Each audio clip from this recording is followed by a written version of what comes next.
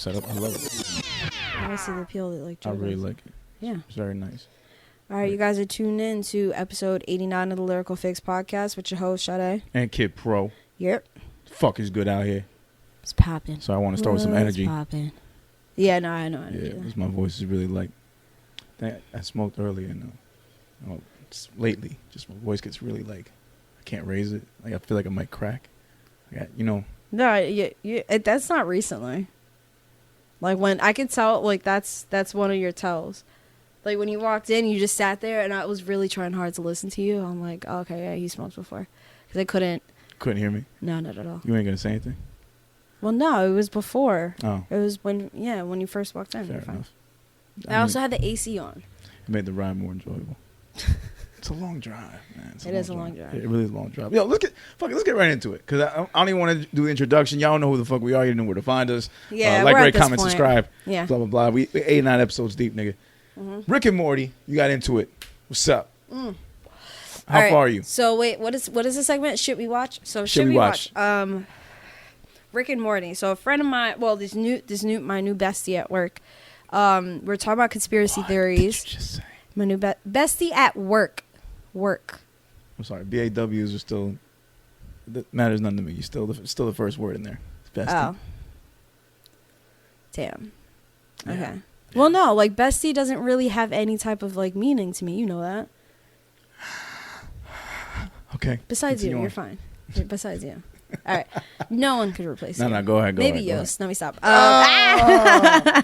Maybe Yost. Okay, so anyway. Mistake here. Go ahead. Oh shit! I was putting your mic down. Yeah, so homeboy, your job. Yeah. So it's his first day, and I'm sitting there, and I'm eating whatever. Like it's before my shift. I don't know how we got into this, but we started talking about shows, and he asked me, "What's your like that whole conversation? If you had to watch something for only one show for the rest of your life, what would it be?" So good icebreaker. Yeah. So he says he asked me that, and I'm just like, well, I thought he said the rest of my life. I'm like, well, fuck. Okay. So I'm running show. He's like, that should be an easy answer. And then he's like, if I had to watch a show for a month, I'm like, I thought you said rest of my life. He's like, no, a month. So we're talking about The Office. Then all of a sudden, we transition at some point to conspiracy theories, and then enter Rick and Morty. So I told him, I was like, I've only caught a couple episodes. He was mortified by it. Yeah. He was mortified. So he was just like, no. You, and it was kind of like whenever you watch a show like Invincible or anything like that, you're like, no, you have to watch this. Yeah. Oh, The Boys. Yeah. It was like that. Like you were like, no, you have to watch this. So tells me that he was like, I'm giving you a week. There's 4 seasons. I'm like, I could do that. And I start watching. That show is sick as fuck, and I love it. Sick, like in what way? What do you mean when you say sick? Sick, like it's just so, like the sex jokes are funny, right? But it's so grotesque, like the way like they just kill people, or like they have like deformed aliens and all this shit. But like all the surface stuff is it's disgusting and it's cool and I love it, but I really do dig like the underlining meanings and shit.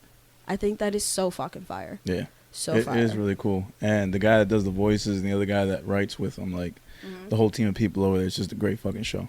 I think it won the Emmy for, Best Animated Program this past, Emmys that passed. Yeah. Yeah. Which I didn't really like this past season. Like, for me personally, just wasn't my favorite season. It had a good couple episodes. But I kind of found myself kind of like, about it. Yeah, it didn't really like do anything new for me. No, but I was also doing like I started doing notes for today's episode. So then I would like chop it up to that. So I didn't know, but no. The other seasons definitely caught my attention. I would just stop what I was doing. Yeah, you got any episodes that stick out in your head? The therapy joint for sure. Pickle Rick. Yeah. It's funny is I didn't want to. I told him. I was like, you know what? Like, I'm gonna wait until I see you to give you my reactions, like the same shit I did with you. Yeah. Well, no, I'll text you my reactions. But I hit him up, and I was like, just when I thought I saw everything, enter Pickle Rick. And then he fucking sent me like a gif of like Pickle Rick just dancing and shit. So it's funny. So we're probably gonna talk about it next time we work together. But damn. And then they had like the Mexican the Danny something. Danny Trejo. Yeah. Yeah. Who's like every bad guy in every movie involving Mexico. Yeah. So fucking, or drugs in general, they always have him. Once I heard his voice as Jaguar, I was like, oh god, yeah, this Jaguar. is gonna be good. That shit was great. Yeah, he just like lifts his head and he's like, well, your daughter is alive. And he's like, oh, that shit was hilarious. That whole premise of that shit was great. Mm-hmm. You know what other show? The episode I liked. They did 2 of them, where it's just like straight TV commercials, like they're just watching TV. Wait, ooh. Sounds familiar. Oh, wait, that's the one that they go to the hospital, no, right? Yeah. Yeah, one of them to go to the hospital, and before that, they're just in Rick's room or in the living room, and they just have different shows going back and forth. Oh, there's okay, there are 2 episodes. Like I know there's a couple episodes that are like that, right? Yeah, 2. That's the 2 Yeah. of them. So there's one guy, it's like Ants in My Eyes Johnson. Yeah, I remember that one. He was selling like equipment, and then the guy that was selling the fake doors. Mm-hmm. No, the one where Jerry gets like the fucking, I don't know, alien bacteria or some shit, and he's all like dying. Oh yeah. They take him to the hospital and they need his dick to be transplant for an alien's heart. Yes. So that one, when they're in the waiting room watching all like the commercials and the TV and shit, it was funny. Where I had to go back a couple seconds because I was just like, wait, what? There was this woman getting coffee, and Morty points, he's like, oh my god, what is that? It was like almost like an elephant woman, like with the thing. And then all of a sudden they go to the TV because Rick's like, wait, what? So they're watching TV and the guy's just like, how did you do that? I forgot what the phrase is for like the game show. Like it's how did they do that, or where did that come from? Okay. And all of a sudden he like pulls the curtain, and it's the girl with the coffee. Yeah. And she's like, how did I get here? How did I get here? How did I get here? How did I get here? Answered your own question. And then that's what it was. And then they're there, and they're in the waiting room, and they're like, wait, what? And you see like where she was getting coffee, the coffee's just spilling because there's no cup. Yeah. Because they're in the TV. They're like, how did she get there? How did she get there? And the guy, the game show host, is just he's looking at the camera. Yeah. But then he just stops, and you see him looking at Rick and Morty. Yeah. Like with a smile on his face, and then they change the channel. That's why I was like, wait, did I just see that? Like, wait, what just happened? The show's full of that shit. Yeah. There's another one. It was so the therapy with Pickle Rick, and then, which I really loved, and then there was Susan Sarandon, who was a therapist. That shit was, but I was like, I know that voice. Yeah. Fuck. There's another episode that was really fucking good, and I can't remember. Oh, it's not the one I was thinking about, but the one I heard they're doing a spin-off series, the superheroes, where he does like the Saw type thing where they each die. Yeah, the not Adventurers. No, some form of Avengers. The Vindicators, yes. Okay, that's going to be a spin-off. Mm-hmm. I'd watch that. Yeah, apparently it's going to be a spin-off. But the Vindicators, that episode, the Saw episode, and how Morty, like, it's drunk Rick that set up the game. Yeah. And Rick, who's like somewhat sober, I don't think he's ever really sober, he's just like, I don't know what's happening. Like, he's completely lost. And then one by one, they all fucking die. That shit was crazy when it was the last 3, and the guy with the million ants just goes inside the black one and just kills him. Yeah, she was nasty, sick. My favorite part of that was Noob. Yeah. Oh no, when he at the end of it, so it was like, what's the most important thing or whatever, and they put Morty, and you see Morty tearing, and then it's like it was Noob the whole time. It was Noob the whole time. Yeah.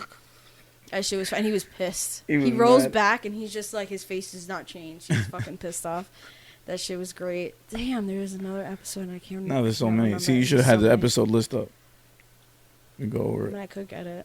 But like the episode list, they don't really like say it's like on Hulu. Yeah, and they all have Rick or Morty in it.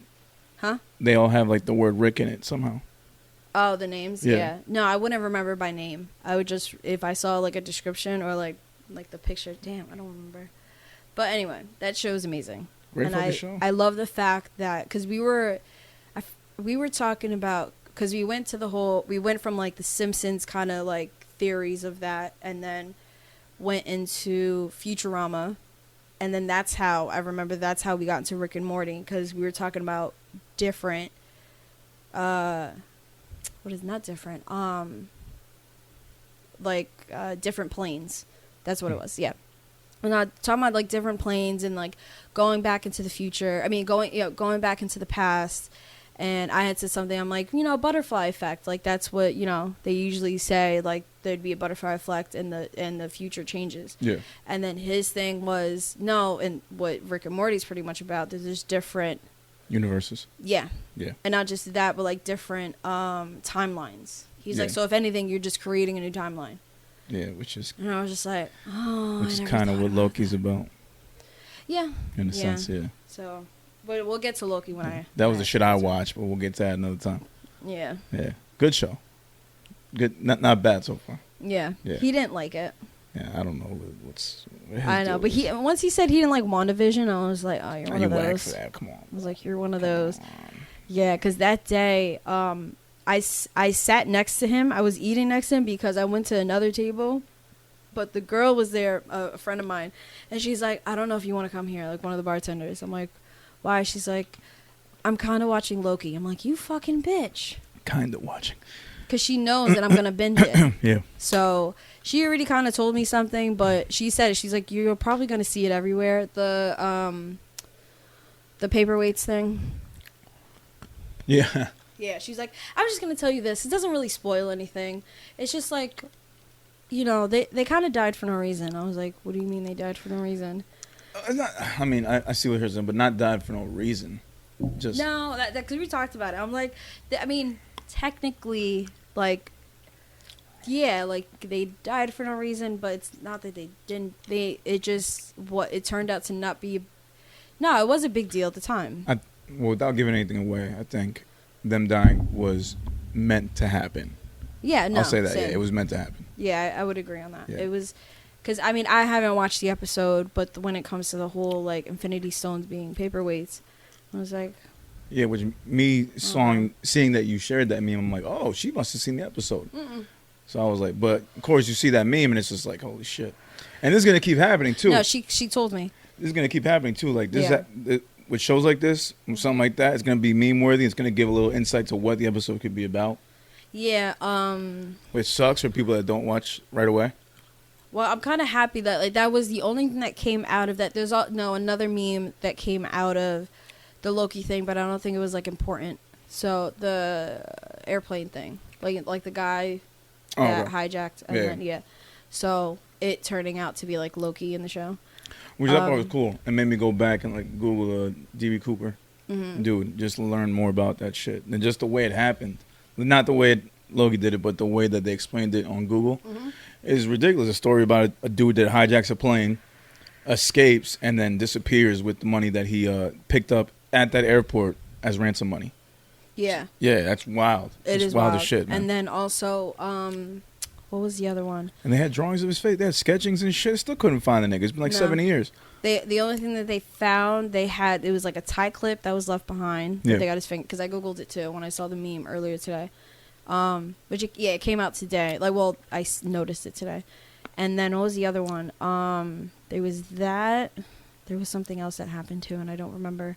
Oh, somebody found, like, some people, like a family that were camping.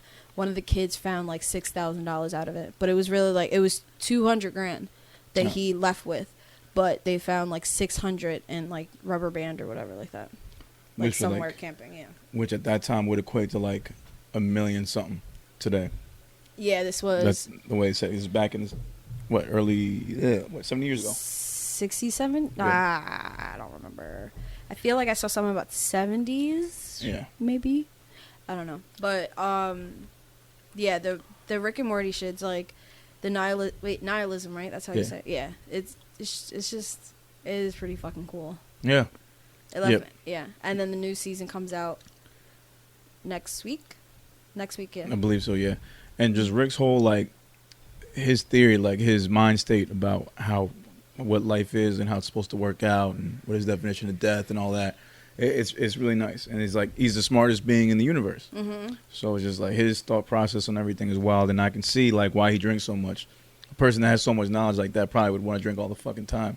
Yeah. And be fucked up. And then the Citadel was hilarious because he had told me the guy at work was like, there's so much I want to tell you, but I don't want to ruin anything. I'm like, I was like, would you really ruin it? It doesn't seem like it's a show that he was like, no, like there's certain things that like it's better when you're watching it. He was like, all I'm going to say is like I guess the plane that they're on, like they're from 737. No, that's actually the plane that DB was on. That's why it's stuck in my head because I Googled it. No, I forgot, but like they're the what they identify as Rick and Morty. Like their Earth. Yeah, their Earth or whatever. Their universe, whatever. Yeah, so it was funny because when he just said, yeah, there's a Citadel, and because he had already explained the different timelines and different universes and shit, so he's like, well, I already kind of said that, so fuck it.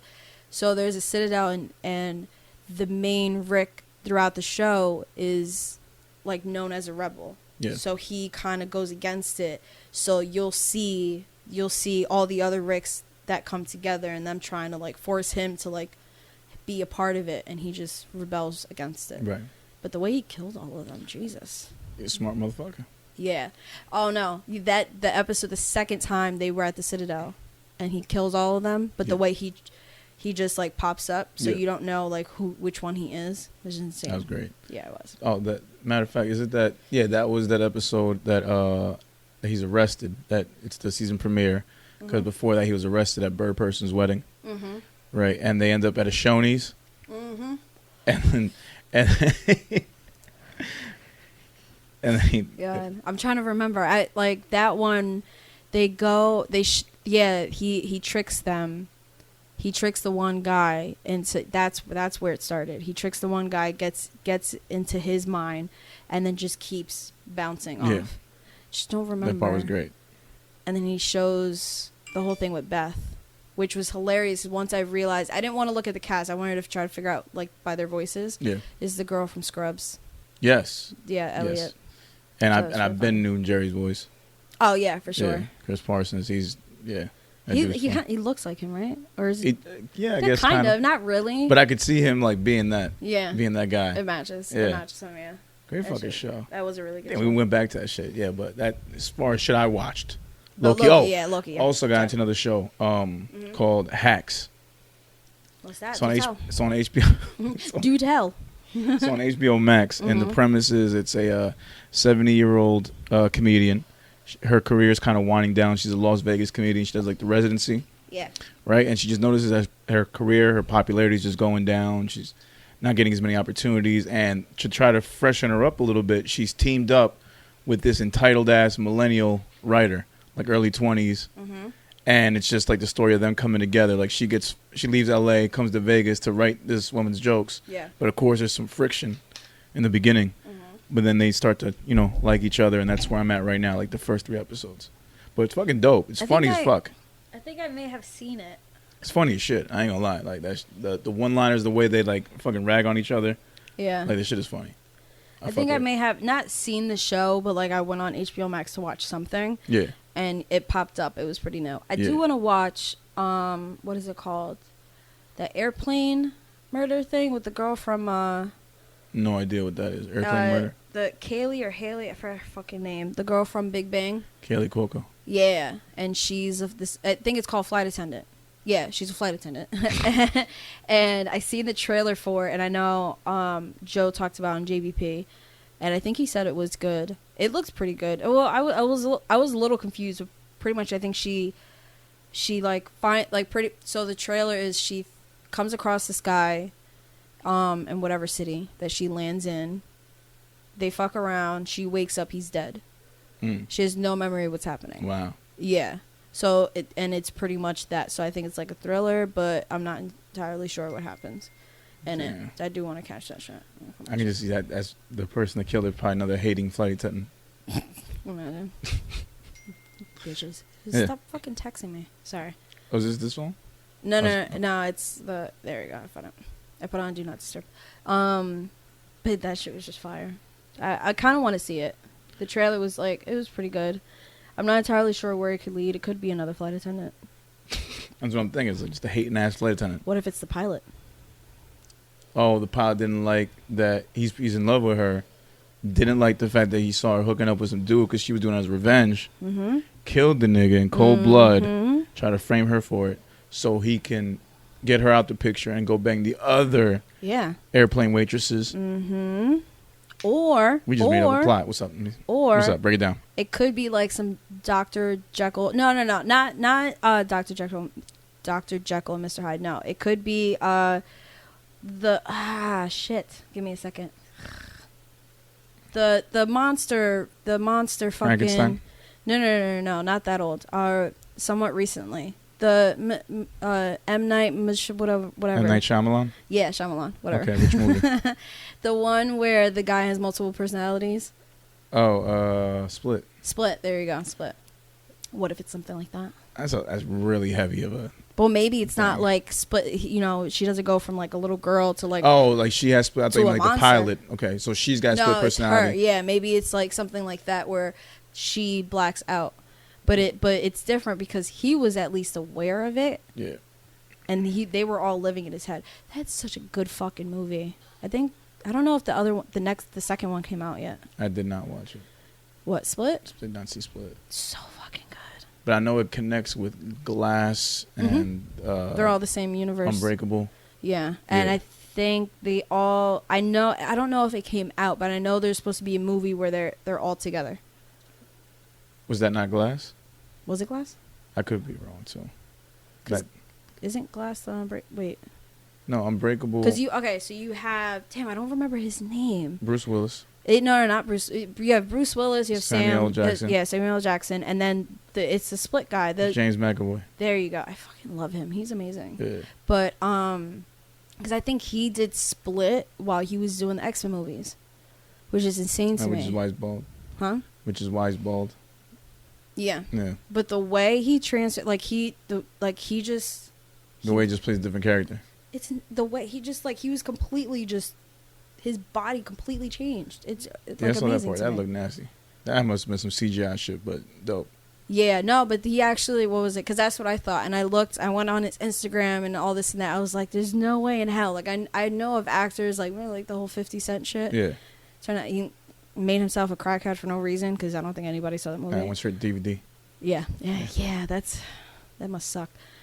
You do all this work just trying to get that Oscar nom. Yeah, no, I didn't see it. Yeah. I feel like he almost deserved really it, committed though. to the role. Yeah. Well, I mean, if you thought Kevin Costner was going to be in the movie, I think Kevin Costner's in the movie with him. I'm like, I would have done the same. Oh, yeah, you have to. At the time, it's like, this looks like a serious movie. Yeah, you have to match the name. Yeah. That's kind of unfortunate. But anyway, so the way James does it, you see him, actually going, he'll post videos of his the training. And I think at the time, he posted pictures of, before filming. Like when he found out he got the role, and then when he was ready to film. Yeah. It's fucking insane. Yeah. I mean, a lot of these dudes just work out, but I'd be thinking, too, a lot of these Hollywood actors can just take steroids because there's no testing. No drug testing. Mm-mm. You can make your body look like whatever the fuck you want.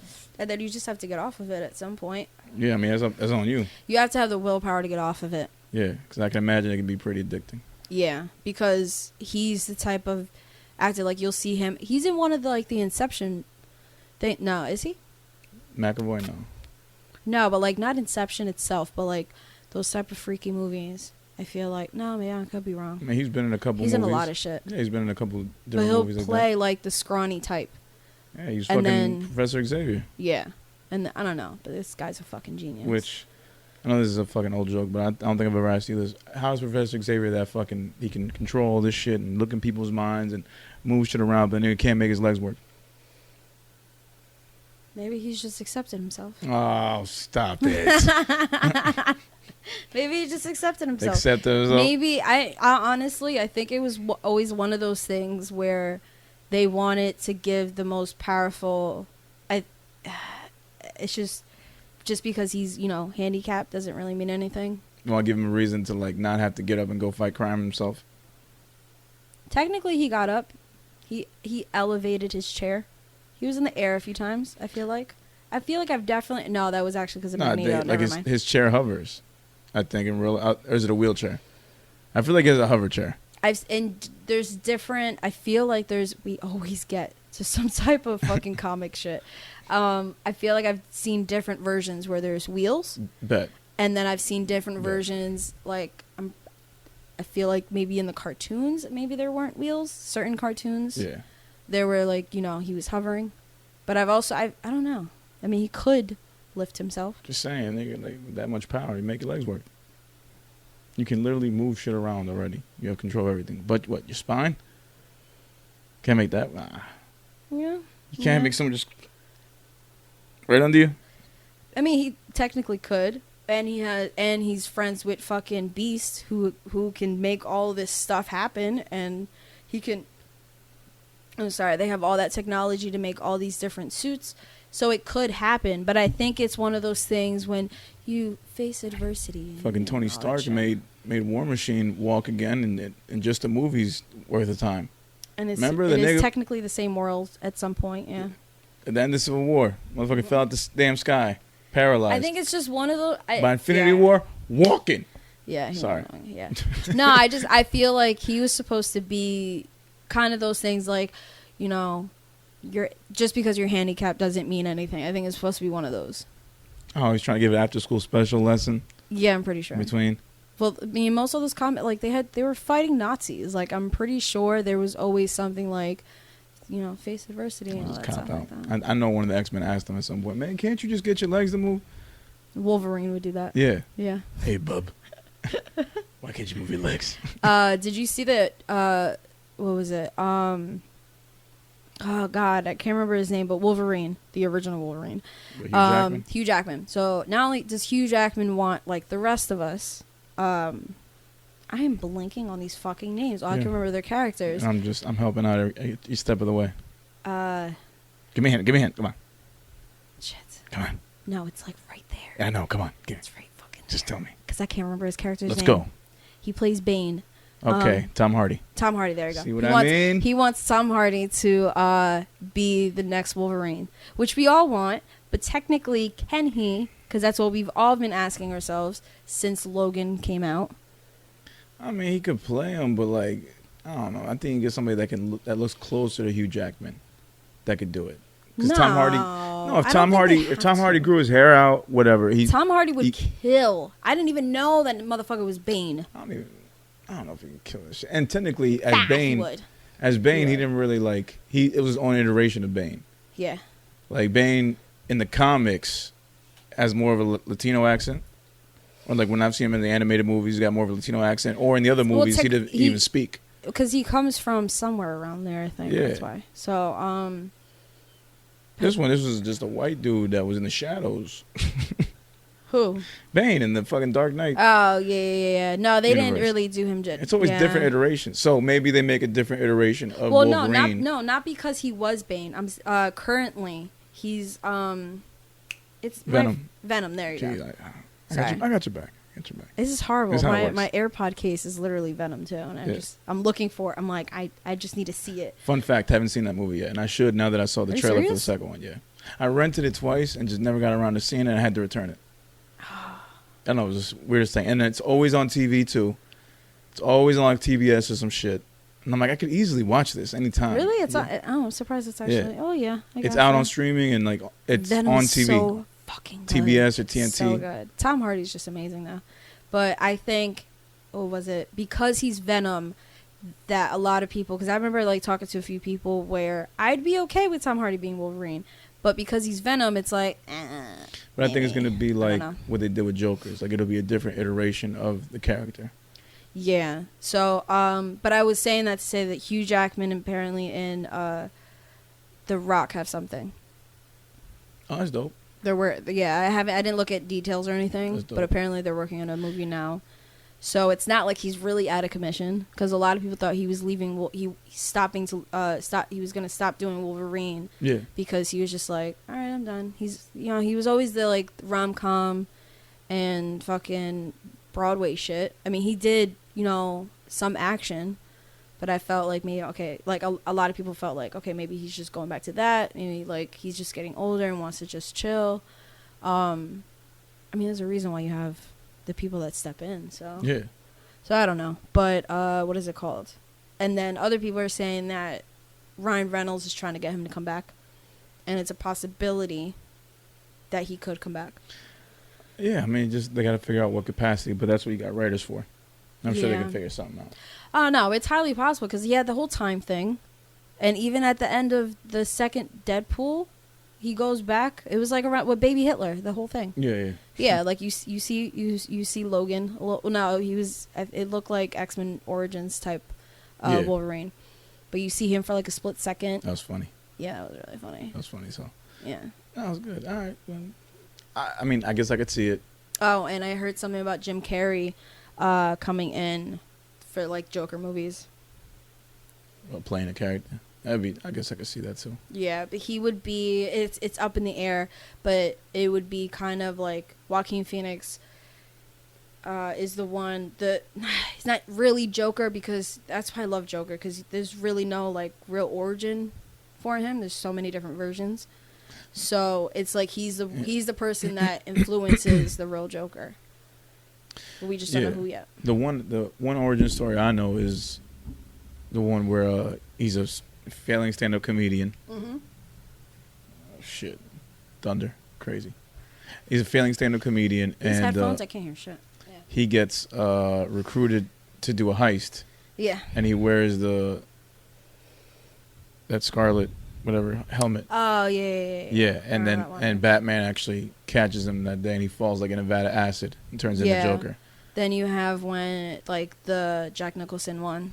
Right. That comes up a lot where he's just like... Also falls in a vat of acid. Yeah, and he's just, part of the mob. He's like the Don. Yeah. And then falls in acid and shit like that. Like, there's a bunch of different origins. There's different ones, you're right. Yeah. And to go back, so the guy that got me onto Rick and Morty, we were talking about... He was showing me and somebody else, like, this tattoo he got, and it's, like, his entire leg.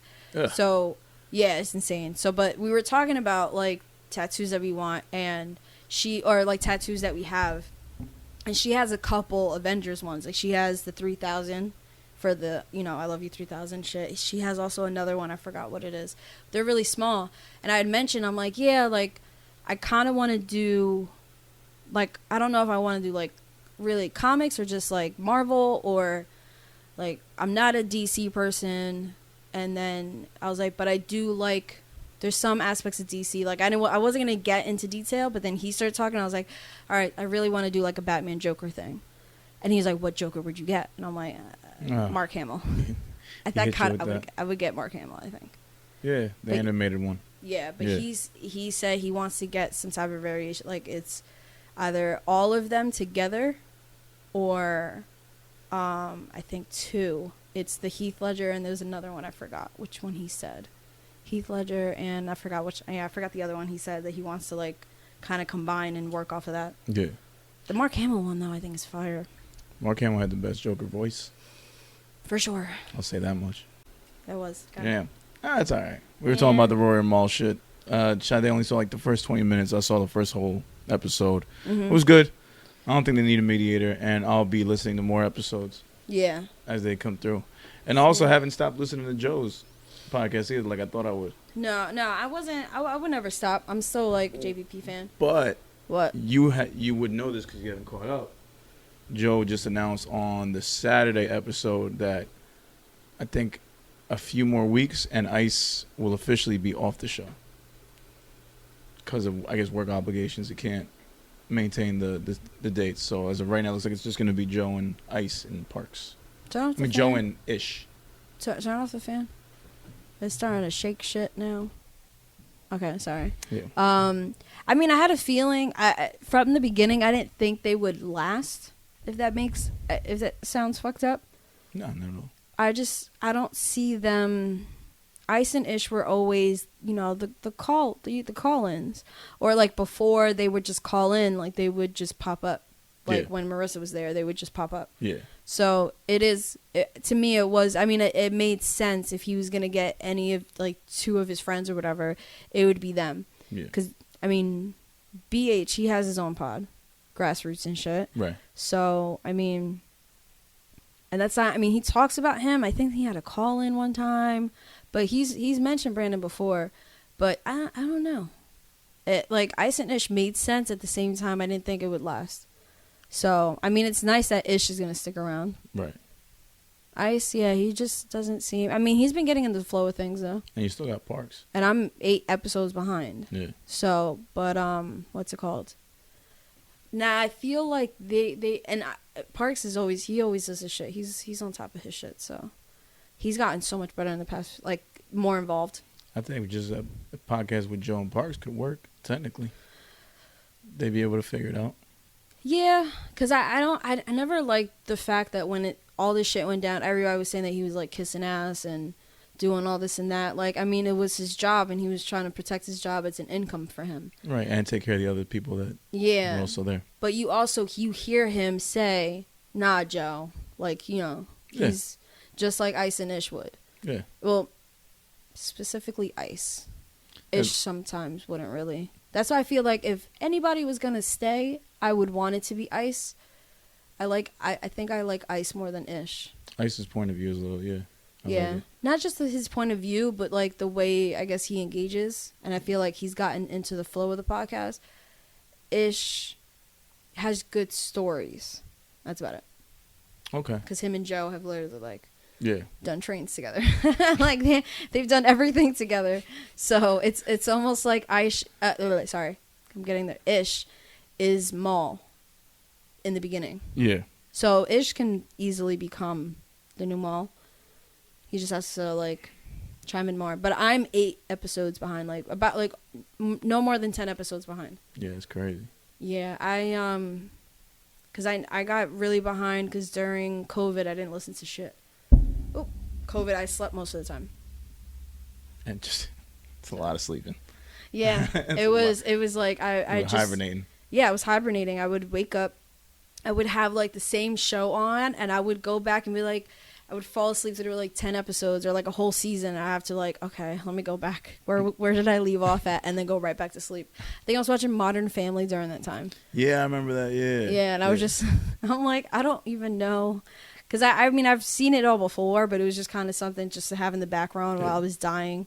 I was doing that with Simpsons, too. I remember you getting into Simpsons a little bit as well.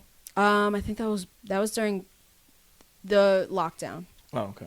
Not my quarantine, yeah. But, fucking phone. I gotta, like, change it to stay open for you. Okay.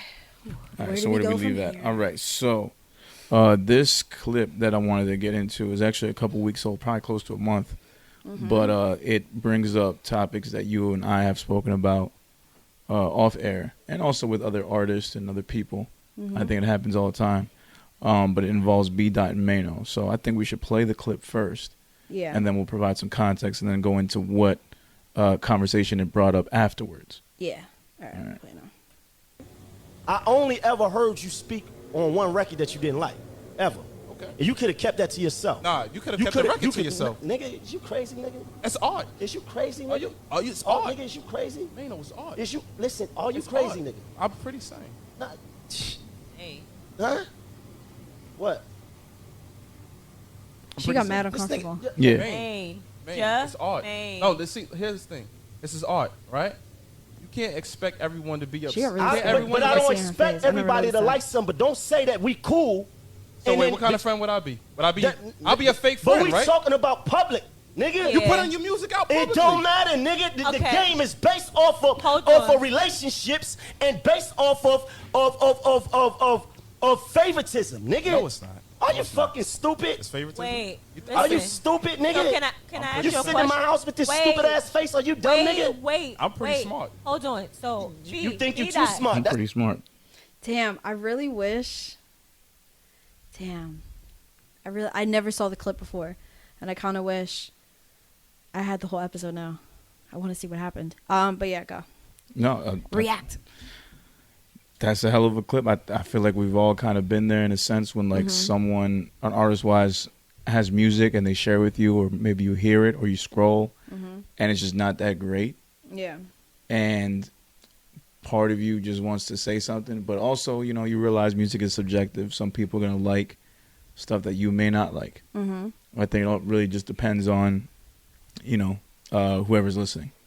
Yeah. But it's a tough situation. Like, I never try to. Sorry. No, you're good. I never try to say like, yo, the song just straight up sucks, because I don't believe in that. Mm-hmm.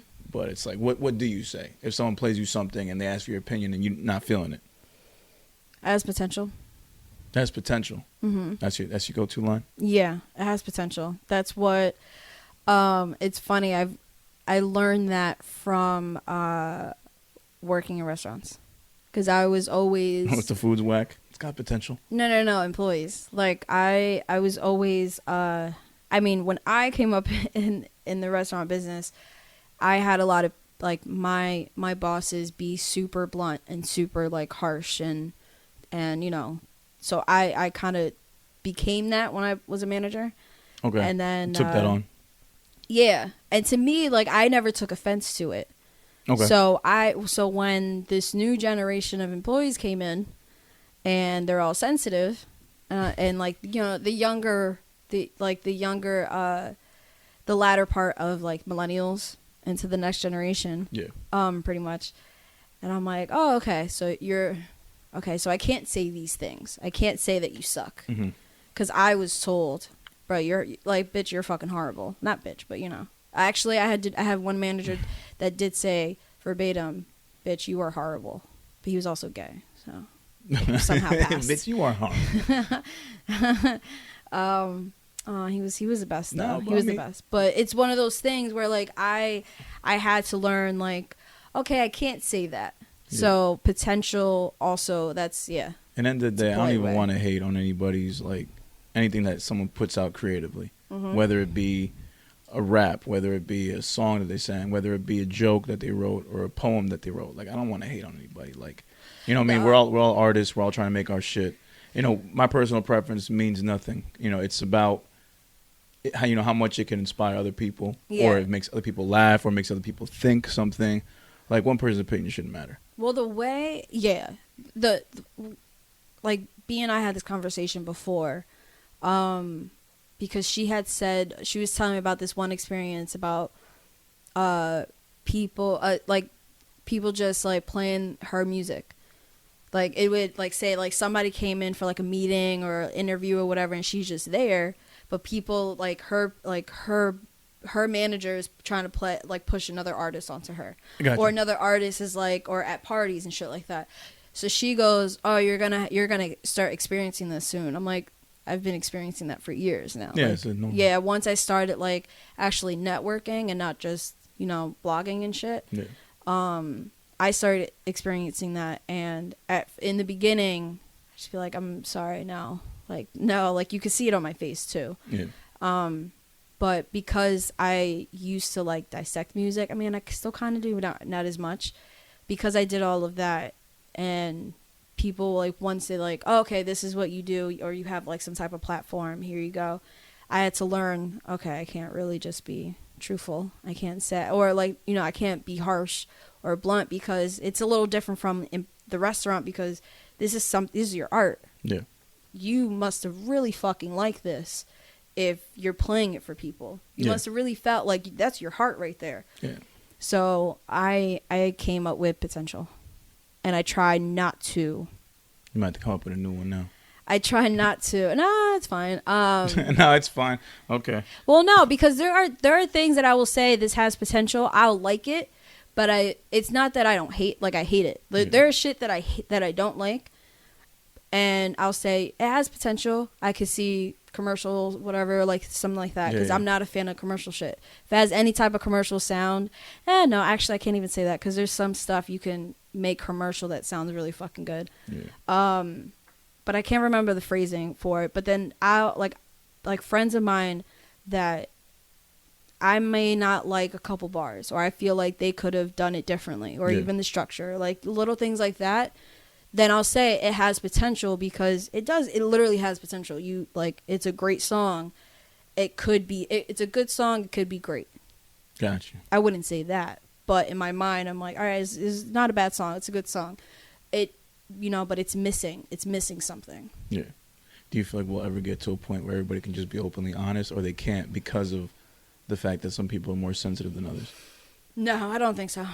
Can't happen, right? No. Yeah. I mean, I know when it comes to, like, say, our circle, right? Mm. I know we've been able, at least with some people, you can chime in. Okay. Like, and we've done that in the past. Like, See- and it's not even about the art itself. It's about, like, hey, who edited this? Right. Is this mixed? Mix it down a little bit more. Like, little things like that, like the sound itself. Okay. Hey, we can't really, you know what I'm talking about. Like, we can't really hear you over that beat. Okay. The beat's taking over. Like, there's things you can say, then you see, like, talking about them for the umpteenth time at S.T.M.O, where they themselves push each other. So they'll be like, I've kind of heard them do that before. Like, we're like, nah, it doesn't work. Try something else. Yeah, I will say, as far as like, I think out of the many crews that I've depends recorded on the with, chemistry. they are the only ones that would like tell each other, it doesn't sound that good. You Yeah. can redo it. But I think it depends. Well, not only the chemistry, but I think it depends on the level of trust.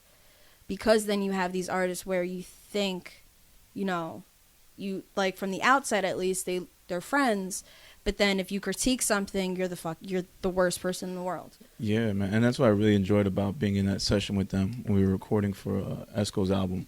Mm-hmm. That they didn't mind speaking to each other, and it was like a team effort. Like there was no conspiring. I'm like, I gotta have the best verse. And who cares what the other person sounds like, as long as I sound good. Yeah. Like no, everybody like literally like listen to every person's verse and be like, yo, that one line in there, hit that one a little bit, or try it this way, try it that way. Like encouraging stuff. Yeah. Like that's how it should be in a session. Like everybody's on the same team. There is no battle in a song. It doesn't have to be. And that's what I enjoyed about being in that S.T.M.O experience. And Trip was also in the room with me too. Yeah, Trip is one of those that like, it's not that he's looking for compliments, but he'll be like, like I could have done it, but he also knows when he writes something fire. Yeah, you gotta be. He knows. As artists, we're always unsure of ourselves, and we're always like, you think it was that good? Like, because there's a major difference from being unsure about yourself, and then or just fishing for compliments. Yeah, it's tough. There's a major difference, and I hate, just go ahead. Yeah, no, I hate coming off like that because sometimes it can be borderline. Because I'll really feel like I didn't do anything that was that great. People are like, nah, what you mean? You killed that shit. Mm-hmm. And then it just sounds like I'm fishing for compliments. But in reality, I really feel like, I could have done much better. Yeah. But sometimes my level of I could have done much better is a lot of people's like, whoa, which to me is crazy. But that's because I'm the one making it. Yeah, but you also know, like, we off air, we were talking about the video for Powers. Yeah. And I was telling you, and, like, you were, like, telling me all this shit. And I'm like, yeah. And I was telling you about the process. Yeah, I think that goes with anybody, I think. Any creators. We'll praise them and be like, yo, this is amazing. But we don't know all the trouble that they went through to get it done. And all the little stuff that they could have wanted to perfect but couldn't because of whatever reason. So that's what I'm dealing with you right now. Yeah. I'm praising you. I think you fucking did an amazing job. I know where we messed up because we could have done more and we just didn't for whatever reason. Mm-hmm. And you did what you had to do. Yeah. And I love it, but you also feel like, shit, I could have done so much more had I just done this, and this. Yeah. Even, I mean, as Black Noir, like that I think is like what is it? I think that one I have to, any video that I do after Black Noir, like I feel like I have to top it. That's what I was telling you before. And there's nothing wrong with that. I agree. I think one thing we can't do as creators is like, and I try to deal with this with many creators that I speak to, is that they're trying too hard to create perfection. They're trying too hard to chase perfection, knowing that everything you put out, there's always something in the back of your mind, be like, I could have done this, and this. Mm-hmm. Like I said it before to you, people who the Jay-Z's and the Nas's, the albums that we think are perfect and God level, to them, well, I could have done the same thing. I could have done this better. This song should have been on it. Like the shit that we see as perfect, they never saw it as perfect. Yeah. I think that's just how it goes with the creator to like the listener or the person seeing it. Mm-hmm. That's just how it is. I think right now it's perfect. I know what mistakes we had because I was involved in the making process as well. Oh, Powers, But for you, I can see why you don't feel that way.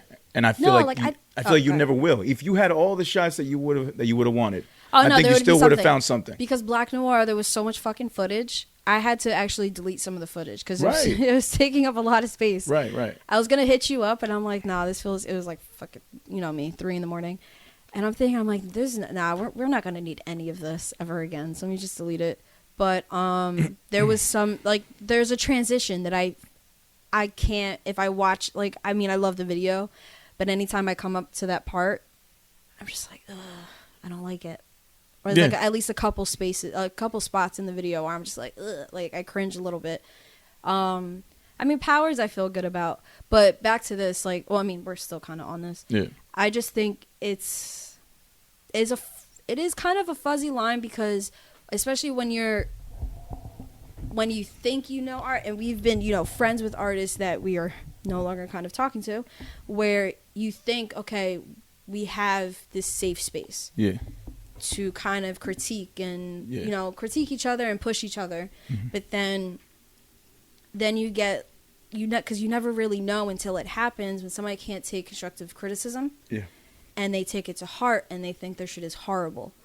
Or that they think we think it's horrible. Yeah. Or they feel some type of way. It's like, I'm not an artist, but for you, it's like, this nigga must think he's better than me. Yeah. So that kind of thing happens. And I feel like, it's not the same situation, because I'm more, I guess, I resonate more with B.Dot just because he does critique shit. He's not really an artist. Well, B.Dot is the difference there is B.Dot does not care, to be honest, with everybody about it. He's known to be like, this is my top 10 list. You don't like it? Too fucking bad.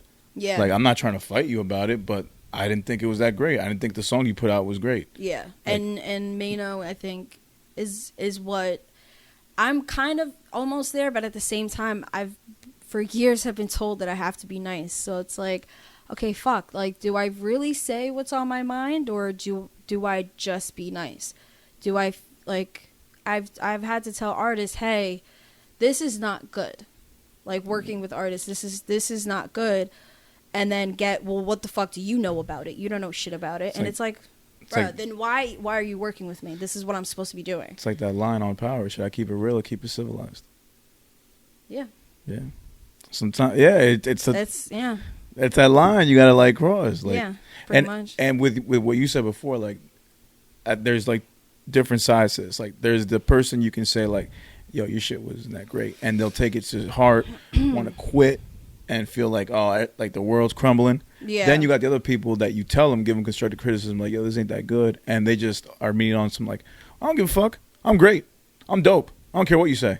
Mm-hmm. And it's just damn, you don't even know which one is worse or which one has more issues, because you respect the confidence in one, but at the same time it's all right, you're still not listening to anything, you're not going to change your ways. Yeah. And the other one is just well, you really shouldn't be that, I'm just one person, you shouldn't be that defensive about it. You can get better, just work on this and this. If I'm giving notes to an artist, that means instead of just saying you, because I can say I'll tell you, the verse has potential, but you should do X, Y, and Z, right? Yeah.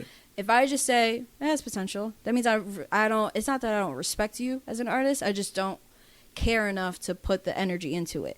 But if I'm saying a bunch of shit, that means that I want to help you grow. I want to see you grow. I want to see you push yourself. Yeah. And I think as artists, you guys should be able to take that and push yourselves. Mm. But when you have the A&R, and you have a friend or whatever like that who has a good ear and is trying to look out for you, but then there's pushback. It's okay, then what do I say? That's in we were talking about Black Noir, right? I didn't know. I knew, but at the same time, I stopped myself. When Saint was filming, and I was just thinking, do I say anything? Oh, the first shot? Yeah, the first shot. Yeah. And I was like, do I say anything? Thank God LB was there. And I told him afterward, I was like, I didn't know if... And they were like, no, it's cool. But they're different. Yeah. And I should have known that. In the back of my mind, I did. But at the same time, I'm like, I don't want to come off as bitchy.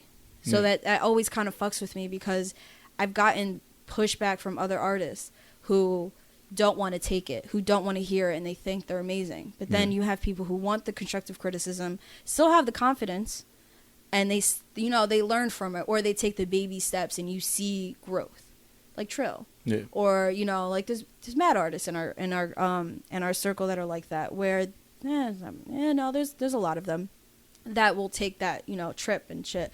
That will take the extra, like, okay, I'm gonna think about it, blah blah blah, whatever. Yeah, they'll take initiative. Yeah, Yeah. but they still have that confidence about their work. Yeah. And I think that's what's important. Instead of fucking Maino bugging out, talking about you're in my house, like, no, you're making it way too fucking personal. And at the end of the day, I think the fact that we even speak about this and have put so much thought into this just goes to show that, we give a fuck. And we're passionate. Because do you want someone to give you an explanation of how they really felt about the song and what you could do better? Or do you just want fucking 5 fire emojis as a comment? Yeah. Like, because that's what I see most of the time anyway. Majority. I would never do it. So I would do me it and in the person. other. No, not personally. I feel you, but you know what I mean. But like, 95% of motherfuckers' comments from everybody, their friends and shit, are just fire emojis or like whatever emoji and yo, it's hot, it's hot. No one's really commenting on this shit.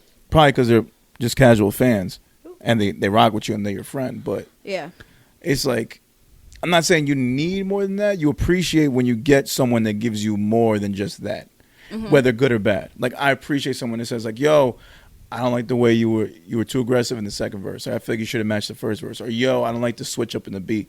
Yo, I really appreciate your flow here, but you could have done this and that. I will take that over, the regular bullshit comment. Not to say that people didn't like it and they didn't want to put that in, but sometimes it just, you never know who's really listening. Yeah. And that can get bothersome if you worry about those numbers like that. True. So, no, I get it. I just toss that shit out. I know for a fact you heard if you're coming to me and asking me questions, and I know that. But other people, like, whether they say whatever, it's like, it don't matter. Because, I mean, and I also want to say, like, if I just say it has potential, then it means I don't know, I don't really, like, we don't have a relationship for me to really, like, be truthful. Unless you ask me. Like, yeah, unless you, like, I want your honest opinion. But I'll just say, Do you feel like being more honest if it's an artist you don't know? Do you feel more comfortable being honest about a song if you don't know the artist personally? I wouldn't mind. Yeah, I wouldn't mind. So, but at the same time, I don't want, I would rather, like, some type of consent. Like, you need to tell me, like give me, like, yeah, it's good. So like, I've been, what? All right, no, my bad. I keep cutting you off. Sorry. No, you're good. If an artist comes up to you and says, yo, Sade, I got an EP or I got an album or I got a single, whatever, and I want to play it for you, be honest. Are you going to be honest? No gloves? Like, gloves off? If they say be honest. If they say be honest, gloves off? So, all right, so then if it sucks, are you going to say or how are you going to go about it? You're going to say it's got potential again? It's not for me. I've done this before, yeah. It's not for me. Yeah. See, I feel like that's the go-to. Yeah. Because it's just like, all right, I don't like it, but someone else could. Yeah, because it's all subjective, like you were saying before. Subjective, yeah. I would just say, like, it's not for me. It's not for me. This was not for me. Or I've heard you do better. I've gotten that before. I've been told that before. Oh, I've heard better from you. Yeah, and that was the way of saying they didn't like it. Yeah, you have songs that there are songs from you that I absolutely fucking love. Then there's songs I'm like, eh. So I know which ones, like, it'd be like, no, you've done better. Like, but there's just, Yeah. I can't think of off the top. But I've been asked that before. I've been sent numerous times. Like, if I'm just sent something like, hey, listen to this, let me know what you think. Yeah. If you don't say honest, then I'm not gonna really like say anything. Well, that's what I'm saying. It has to be like, I'll just like it. I feel like, especially if it's like, social media, I'll just like, I feel like an artist has to tell me that now. Like, you gotta be like, yo, be honest. Like, I want your honest opinion. Because you're not just gonna send it to me and be like, yo, what do you think? Then I'm gonna give you a. But I've also had, I've also had people say, like, use honest or like, I can take it. I can take constructive criticism well, and then they don't take it. What the fuck is going on? And then they don't take it well. I've had that happen before. Oh, son of a bitch. Okay, it's fine. I'll get to it later. But no, I've had it happen before where, like, they just don't take it well. So then, and it backfires on me because I'm just thinking, well, you said you could take constructive criticism, and I'm trying to tell you that, like, you're not hitting the right keys, or like, you're not, like, you should change this line, or you should do, like. So it gets a little tough trying to gauge, especially when you're friends with a person, trying to figure out, like, can they really take it? Do they really want to grow, or they just want to be told, like, they just want a yes man next to them, like, because you're not going to grow from that. And I can't do that. You're not going to grow. Me knowing that I want to the artist, especially if I'm working with them, I want them to be as good as possible. Mm-hmm. I don't want to lie to them if I'm not feeling something, or if I feel like they can get better in an area. And at the end of the day, I'm just one man with an opinion, so my opinion may not even matter. Mm-hmm. But sometimes it's just like, yo, some advice would be needed. Like, yo, if you got to be a little louder, if the mixing got to be better, if the beat's whack, I think that's something that everybody can agree on, and then you can at least say that, and hopefully the person won't take it. Yeah, and especially when it comes to mixing, you can't even be really mad about that, because it's not even really about your art. You just need better engineering, and which engineering itself, I don't even get mad at the mixing like that. And better, and like engineering itself, it is kind of an art form. Like, you have to really like be fucking amazing at it and know what you're doing. It's tough. That's why I don't do mine. Yeah, no. Yeah, I don't do mine. I kind of want to get into it. At the same time, I don't. That was actually one of the things when I was in high school looking for colleges. I got into like a couple, like the music schools in New York. What was it? I forgot what, SAE? I forgot what it's called. I got into a couple of them, and then one in Miami too. But then I'm like, I don't know if I want to do that itself. It just seems like... Oh, wait. Oh, I know you're talking about the Institute of Audio Research? No. IAR? No, not that one. Starts with an S. School of Audio Engineering? Yeah. SAE? Okay. Yeah, SE, yeah. Because I was about to say C. I'm like, is it SEA? C? I'm like, wait, no. I think that might be wrong. But it is. I thought, like, I got into a couple of them, and then I was just like, you know what?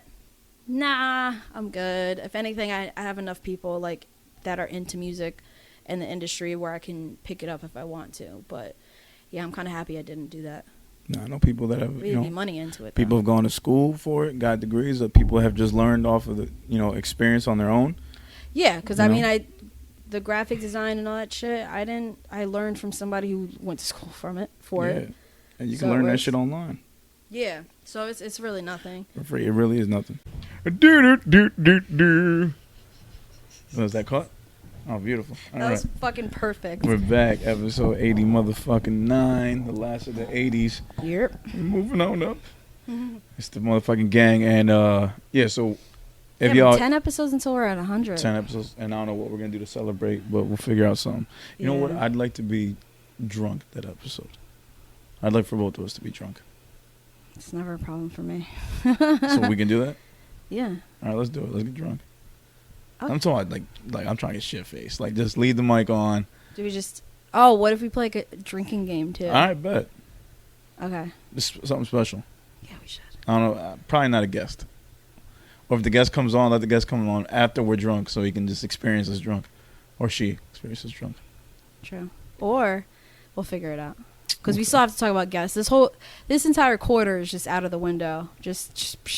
So we got to talk about. Yeah, we didn't have any guests. We had a whole lineup, and then we just couldn't make it happen. No, and I feel so bad because there's so many people that hit us up about it, and I feel almost like, damn. We got to work out a situation. We gotta work something out.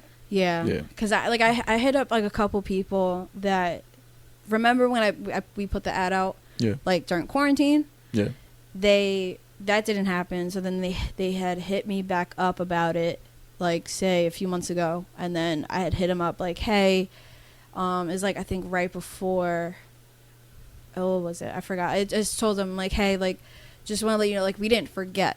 So anybody who's listening who has talked to us about being guests, we didn't forget about y'all at all. We didn't forget. It's just we just trying to work all this shit out. We're trying between COVID and a lot of stuff behind the scenes that it's not as easy as you think. No. But once we back on, it's gonna be great because we do pretty fucking well with interviews. Yeah. So I'm not. Yeah. It's not even, and we're not also like a guest based podcast. So we just have to we just have to figure out how we're gonna have our guests and be able to do all that stuff. Maybe we do a call-in, but I feel like that's still not intimate enough. I don't want to do a call-in. I thought about that too. I mean, I'll do a call-in if it's like something funny, or like how we had the voice note. I think we had a voice note from Saint one time. Yeah. Voice note, like things like that. I'm cool with if it's part of the conversation. If they know what we're gonna talk about and want to chime in, type of shit. Yeah, I agree. Oh, you gotta turn on your phone. But yeah. Moving on from that, so. We haven't been talking too much about the shows or all that stuff. We wanted to get into other topics. Another one that we've been meaning to get into, aside from the B.Dot and Maino thing, was the topic of toxicity. Not just in relationships, but in friendships and business partnerships, things of that nature. And before we get into that, Sade reminded me about this meme that was going around the internets the past week or so. That's titled "Phrases That Have an Undertone of Hating." And I wanted to read these to Sade and see if she can give us a quick story, and then I'll give a quick story as well of when we've heard these, how we acted, and are those still suitable to use? Have we used them on anybody? You know, things like that. So first one, I want to be like you when I grow up. I've said this before, but I've never meant it in a hating way. Okay. Like, we have, like, my job. Like, there's a couple bartenders that are, like, do fucking tricks and all this shit. Like, they come from that school of, like, I'm going to put on a show while I bartend. Yeah, the showmanship. Yeah, showmanship. So I'll joke around and be like, I want to be like you when I grow up. Like, things like that. Like, just to, because you're not going to see me. Sarcasm. Yeah, try to be funny. But not even hating type of sarcasm. Yeah. Just, I want to be like you when I grow up. Like, but it can be seen as a backhanded compliment. To some people. Oh no, I can see that. Yeah, I can see that. I mean, I'm on the fence with this one. Yeah, this one isn't as bad as you think compared to the other ones. Because I've said it before, but I didn't mean it in a hating way. It was kind of just jokey. Like, I would never be able to do that, but I want to be like you when I grow up, that kind of thing. I got it. I'm also an adult, so how much further am I going to grow up? Yeah. I got it once from another rapper after I dropped something, and he was like only a couple years younger than me, and I guess he liked it, but that was his way of telling me he liked it. Yeah, I want to be like you when I grow up. Okay. I don't even know how I responded to that. Well, no, to me, like, it's a joke, because the people that I'm saying are either they're within like 2 years younger, 2 years older, or my age. So, and I'm also like adult at this point. So, like, how much more? Yeah, right. Kind of thing. I mean, I could see, like, if I wanted to be an asshole and just overanalyze everything, I could see why the person hit me up with that would be like, all right, why are you coming at me like that? I think number one is more the overanalyzer, overthinker. Like, it's just chill. I think it's one of those, like, you're reading too much into it. Yeah. All right. Number two, what's up, Big Time or Hollywood? So this was an ongoing joke where it was like, Hollywood boys, rest in peace. Anyway, so it was just a joke. It was just sarcasm. And I none of us, I mean, as far as I know I didn't mean it. It was just like, oh, look at you now. Okay, whatever. Like, it was just Big Time. Yeah. All right, Hollywood, I see you. Like, I don't know if other people had that same sentiment, but yeah, it's playful banter, and I hate all these other fucking memes like, be careful of the person that openly jokes with you. There's some hidden hate in there. Nah, man, if I see my boy with some new shoes, or he's rocking some shades, or when I'm like, oh, I see you, Big Time. I see you with the shades. Like, yeah, I can see. So So somebody, I'm not gonna say any names. Somebody did say, like, an issue with another artist where they kind of felt like, oh, like, he was going Hollywood because he was working with like another group of artists, and they were doing a lot of things together, and they were putting on like good production videos, and like and they're like, he was working a lot with them. Okay. So when he finally I'm here to like they all met up to do music, he was called Hollywood. Oh, that's fucked up. And he felt some type of way about it. So I can see the other side of this, where that it could be that playful banter / talking shit, that backhanded compliment. Yeah, see, that's it's not needed. even really a compliment, especially when it's your own people. That's just not needed like that. Well, but I can see also how it can be said in a joking manner. Yeah, because we've done it in a joking manner. Yeah, like, we came up with Hollywood names for everybody. Sunset Boulevard, Sunset James. Sorry. Yeah, but if that's the case, and I see the dude, working with other people and doing high production videos, why would I call him Hollywood for that? I'd be like, nah, you just working hard. Mm-hmm. Like, that's good. Like, you should be doing that. Matter of fact, that's inspiration for everybody else to get on their fucking job. Yeah. I see you working also kind of seems a little backhanded now. That, because you get that one, I hate, because you get it from people that never like your shit. Is that everyone's like, yo, keep going. Yo, I see you working. Yo, keep going. right. Well, no, I can't really like. I've done That that. shit. I've done that before. That's the ultimate. I've- Like you I've trying to little bro me. Yeah. Like, That's yeah. Yo, I that's, see you. Yeah, because I've done that before, but I don't mean to like little bro or little sis anybody. It's weird because people will not like your shit. Like they won't like it, but they'll comment a comment like that just to let you know that they didn't like it. When they could have easily just said nothing.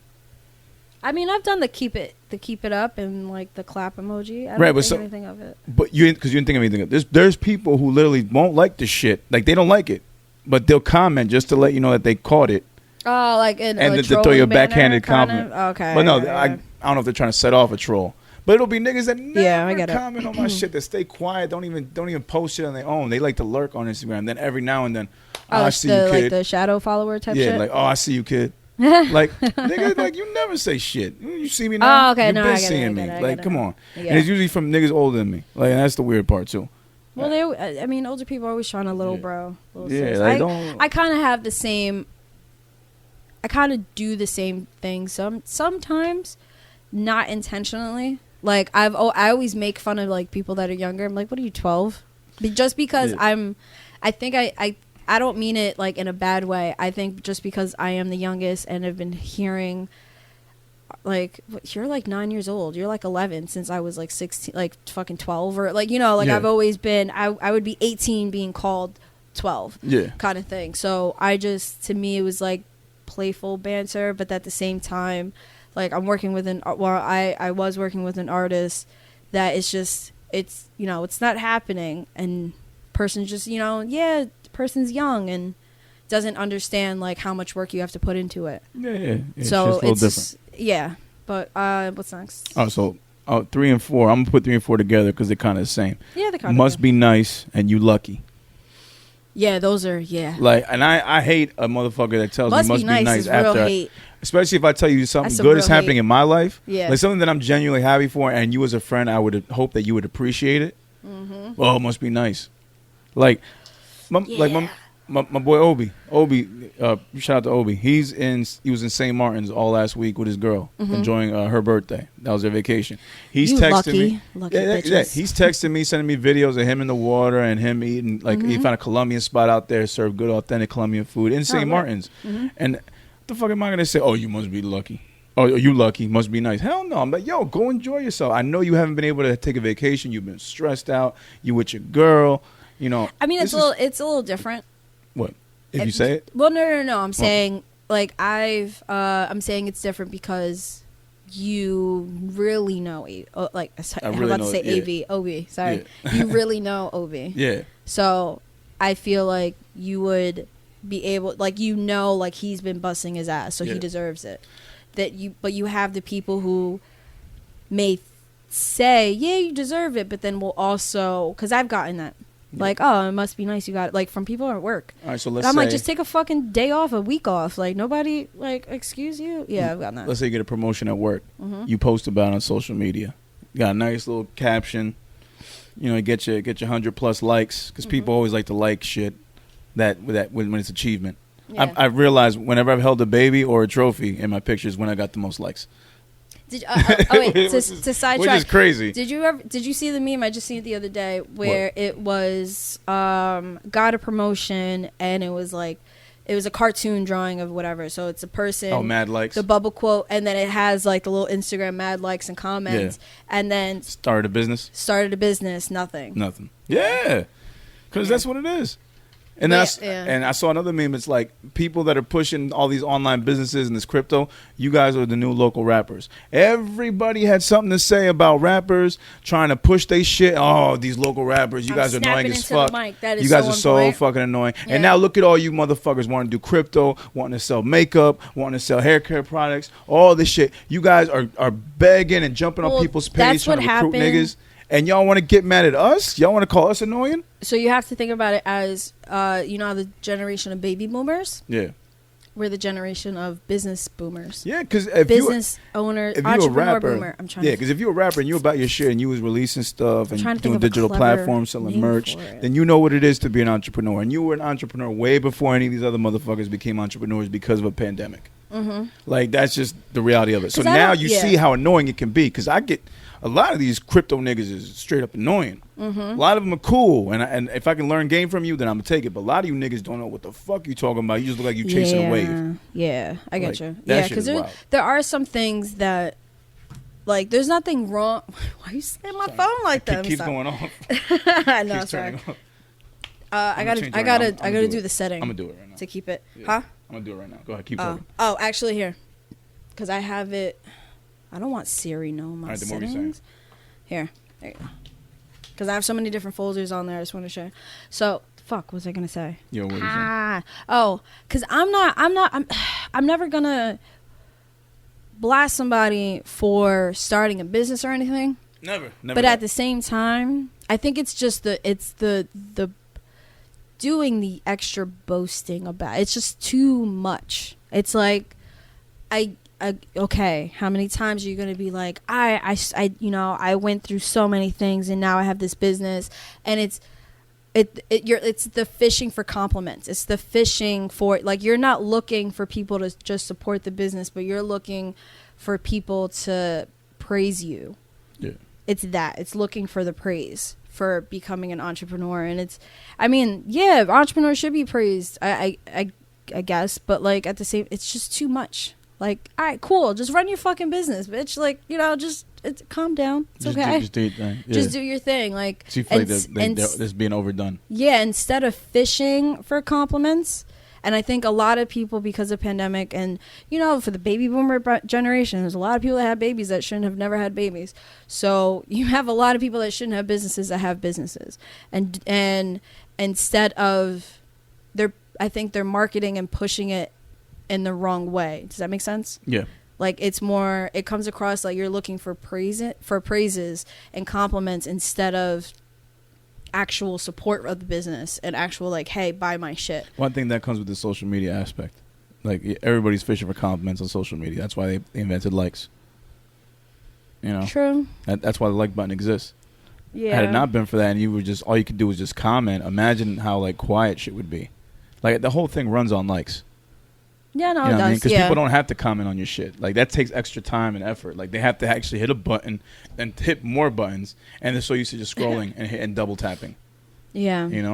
That's Look. actually me. I don't really comment on anything. You don't comment. You don't do a lot of shit on social media. I have to, I think because I've been focusing so much. I was talking about this with somebody. I have to, like, I focus so much on redoing the aesthetic of Check It, of, like, the Instagram page, trying to figure that out, and then doing everything else, that I have completely ignored my personal accounts. Actually, I think I just tweeted that. I don't know if I actually told anybody, but I have to, like, really focus on my personal account because I have not posted shit. You see your personal account, you're written by Or Sade comment. account. Yeah. Or, like, even, like, just, Like, you I post have more to on your Facebook page. Yeah, because I just share shit. Yeah, exactly. And then, like, when I just retweet stuff. And I'll randomly, but, like, when it comes to this Instagram and the pictures, it takes a lot more work that I'm just like, it's not even a thought in my mind. And then I've realized my Twitter feed is really just you, Villa, Trip, and Trill. And just your constant thoughts throughout the day, mixed in with a couple other people that retweet shit. B, who retweets a lot of positive stuff. Shout out to her. And then I have, like, the random. I'll tweet random thoughts. That's about it. And I get it. I'm Or just retweet like, shit. but then I realize why I'm never going to be good at Twitter. Why? Because my random thoughts, I just don't care enough to, like, put on, and I don't feel like they'll be that interesting. Well, that's why. No, because, like, when I tweet shit, not that I get surprised when people, like, will like or retweet shit, but to me, I use social media to, what is it called? To promote shit. Yeah. So I'm not as invested in, like, really trying or, like, really thinking hard about stuff. There are things, like, I'll think about randomly. I'm like, you know what? Like, I have a draft folder, for, like, my tweets and shit. I'm like, you know what? I don't really, I'll save it for whenever I actually want to, like, put this out. But it's me trying to, like, if I'm not going to put in the work for my Instagram, at very least, let me do this. Yeah. Because Facebook, I just share shit. I was told I had to have a presence on there, so that is my presence, is me sharing shit. That's it. Those kinds of presence. There's Yeah. other people I see on Twitter that just do Twitter good. They're just good at twittering. At tweeting how to read. Like, there's this one, I don't even follow her. I just keep seeing her getting reposted by other people I follow. She's like some white girl out of New York that raps and produces. And she every time she tweets something, it's just like, all right, that's just something a cool kid in that age group would tweet. Like it's like I don't give a fuck type of whatever deal. I'm gonna smoke on the street, blah blah blah, and then make beats. Like that's my old side coming out. But I'm like, all right, but she's white, she's cute, she can do music, like she's getting her love, and she puts out these tweets, and it's like, all right, I guess that's how you should be tweeting. Me, when I tweet something, like I use up all the characters. And I'm like, that's not how you do it. I go down my timeline. I'm like, yeah, I got the longest tweet in this whole motherfucking thing. People tweet one sentence. I tweet a whole paragraph about my feelings, and I go into detail. I'm like, nah, people don't want to read this. This is more of an Instagram thing. So then when I go on Instagram and I put a caption with how I'm feeling, that gets the love. I'm like, all right, I'm in the right place. Sometimes I'll, what's it called? I'll take a screenshot of the tweet and just put it in my story. Yeah. Yeah, I see you do that too. I'll just do that. Yeah, because it was... yeah, you're more of a sharer. I am more of a sharer. You're more of a sharer. You share the information and I used to be really good with Instagram. I used to be on top of that shit, and then now, like, trying to figure out, okay, check it. The aesthetic is down. The aesthetic. It's been in the works for some time now, so it's like, okay, I don't have to worry about like all the old posts. Like I didn't feel like I'm not going to delete anything because those are actual performances, like, and like I'm not going to delete that shit, and that's past shows. So but I hated the fact that it was literally right there. So now I have a good scheduling process with checking. Now it's a lot easier. So but then now, okay, we have to focus. Lyrical Fix, I kind of just, the podcast, I leave it to you, honestly, because I can't mentally think about that. Now we got 11 to work on that I'm trying to figure out what to do. It's a lot of stuff. It's a lot of stuff to do. Because once I was like, all right, check it is good. It's like a couple months ago. And I'm like, oh, fuck, 11. Damn. Because I'm thinking like, all right, I can focus on my shit, take some selfies, whatever. I'll do what I got to do. And then I'm just thinking like, fuck.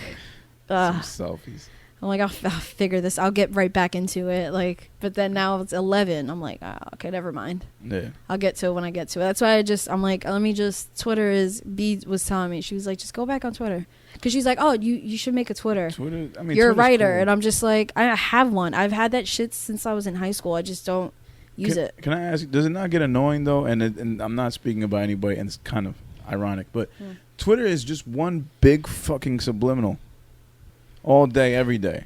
Yeah. Everybody. And I don't mean just our server. I mean like everybody is just fucking subbing someone else at some point in time. Yeah. Because there are times where I'll think of something, and that's what half my draft folder is. I'll think of something, but don't want to post it and don't want to tweet it just because I'm like, somebody might get something from this. That retrograde shit, yeah, I know, I had to. I was just trying to tell me truth. It's just so much, and everybody's got something to say about everybody else, or something about something else, or it's like, because I'm guilty. One thing of about subs. me. Oh yeah, I hate those. One thing about me. Like I'm guilty of the subs. I'm not. No, I'm not everybody gonna is. fret. Yeah. Everybody. No, same here. I'll retweet something out, but there are certain times where I won't think of it right away, and I'll take away the retweet. I'll undo it, or I just won't tweet it. I'll leave it in the draft folder just because I'm like, damn, this could come across as a sub. Yeah. But no, like I'm a cop to it because I know no shade. I had somebody tell me that, oh, people say that I sub, but I don't really sub. And I'm just thinking like, all right, I'm calling bullshit because you definitely do. Oh, everybody subs. But like it's I don't who that is. But yeah, like subs. I'll take it. Like I do it. It's just like I'm trying so hard because I see it so much. I'm trying so hard to stay away from it. So I'm trying to realize, okay, what are things that I could just tweet if I was going to go back into tweeting that don't involve any subbing whatsoever. It's just talking about myself. I literally have to talk about myself and nobody else in order for it not to be a sub. That's really what it comes down to. Because on Twitter, anytime you talk about somebody else, unless it's someone famous, yeah. Because you're subbing. I was talking about Israel, and I was about to fight a little bit. Yeah, but that's someone famous. You wouldn't mind saying his name on Twitter. No, but no, it was the way he walked out to the octagon was like, yeah, that's why it was dope. Fire. It was fine. Shit. That's why I hit you up. The fight itself was kind of, the fight itself, I was on the edge of my seat, but it really wasn't that exciting just because the guy wasn't a match for Izzy, but like, it was I heard the Nate Diaz fight was better than that. Yeah. Yeah. Moreno, he was fucking good. The technically, sorry, I probably said it. No, you said it right. It's just the funny that you said that word. Oh yeah. Considering I was just talking about Izzy, yeah. Could you just said the other dude? Oh, no, wait, Izzy, yeah, too. Yeah, no, because I always forget his first. No, because Stylebender. Izzy. Yeah, there you go. He when he started crying, my heart that hit me. He started crying. See, and I'm thinking here you was gonna watch the YouTubers versus the TikTokers boxing match. God no. Well, no, I mean it was fight night. I was working it. Peter Guns versus Cisco with Rich Dollars refereeing. That happened? That happened. Oh my God, no! I only seen YouTubers versus TikTokers. I seen the clip. Even though that was neither of them, neither of those guys are YouTubers. We'll get back to the phrases, but I seen the clip of Lamar Odom, and I had that in the notes Aaron Carter. just in case we wanted to play or whatever. We don't have to. I seen that clip, which everybody knew was going to happen. Like, hilarious. The TikToker and the YouTuber that was Dylan Brown or some shit. Yeah, something like that. I forgot. I don't even know who they were. Me neither. I had to like look them up, and I still don't know what they do. Young white kids on YouTube, one's on TikTok. So one guy probably does vlogs, the video games. The TikTok one was white, and then the YouTuber I think was Spanish or black. I couldn't tell. Yeah, he knocked the fuck out that white boy. Knocked him out. Yeah. But the TikToker, like I had to look him up to be like, all right, what do you do? So I went to his Instagram. No, but like I never seen him like TikTok videos make it to Facebook and Instagram. I've never seen this guy. So I'm like, and if you're that big, like I would. Why haven't I seen you? I would why haven't you been shared? Well, it's probably kids. You're not friends with kids. True. So then, what is it called? Damn. Oh, and he was a good sport about it. He was just like you got some good shots in, and then the next photo was like, look, I took the shot like promised, but they're actually taking a shot together. But he also got like knocked out. Like it was, he was a good sport about it. Yeah. Chad Ochocinco also. Was boxing. God. He was in the ring. He got knocked down. That was the highlight of the fight. He got knocked down, but got right back up. I heard about that. I haven't seen anything though. Like he got up and put his hand up. Like, yeah, all right, you got that one. No, but the UFC shit. Oh, was it 263? I forgot the number. That shit with Izzy though was the funniest. It kind of reminded me of McGregor, which is actually happening in a few weeks. No, well the was it what reminded you of the Raiden shit, the Mortal Kombat look with the hat and samurai and whatever, and like the way he looked like is it Raiden or Raidon? Raiden, right? No, like, and he literally he was Raiden with the fucking hat and everything. But when he gets right before they fight, he literally just squats down. He was like, I'm gonna fuck you up, and he's just holding the fucking cage like the fence. I'm like, I'm gonna fuck you up. But anytime the guy would get a shot in, he would either be like, that was it, or like, that was a good one. I saw a video of him grabbing dude's ass, like he spread his cheeks. Oh yeah, because he was getting tired of it. Because the guy just kept resting on him, and he like at one point he made a face like, we're doing this again. Like he kept rolling his eyes a couple times. He rolled his eyes. I mean, and then that last time where he like spread his cheeks, he was over it because he kept saying, he's like, you see him saying, come on. And he's doing this, and he's like, you've been trying to get me in the same move for about 10 times. Like you see it in his face. Celebrity boxing and UFC is everywhere. So real quick before we go into the next one. Oh, yeah. How'd you feel about, real quick, how'd you feel about the Mayweather and Paul fight? Did we talk about it already? Paul. I don't think we talked about it. No, we did. Wait. Oh. I didn't catch anything. That's why we didn't talk about it. Yeah. No, you... Oh, okay. Maybe it was off air. Yeah, no. I think once you told me, like, it was nothing, it's like, then what the fuck? Like, I was... Not that I was excited about it. We did talk about it. I said how Mayweather is kind of genius for still being able to get money. Yeah, like we did. I really can't be mad at him. I mean, mad at the sport of boxing if you're, like, a fan of the true sport. I'd be mad, too. Because this is like seeing, like... I think it was bullshit. This is like putting the URL guys like battling against like YouTubers, TikTokers. Like, Arsenal, you suck. I want to battle you in the ring. Granted, like Paul's not like a real fighter, so he's 0-1. Yeah, literally, like, that's his professional record, 0-1. Yeah, like to me, it was nothing. Like I mean, it's two different sports, but like if like we're talking about Izzy, like if Izzy and Mayweather fought, like that'd be insane. Yeah. And if it didn't count because technically they're two different things.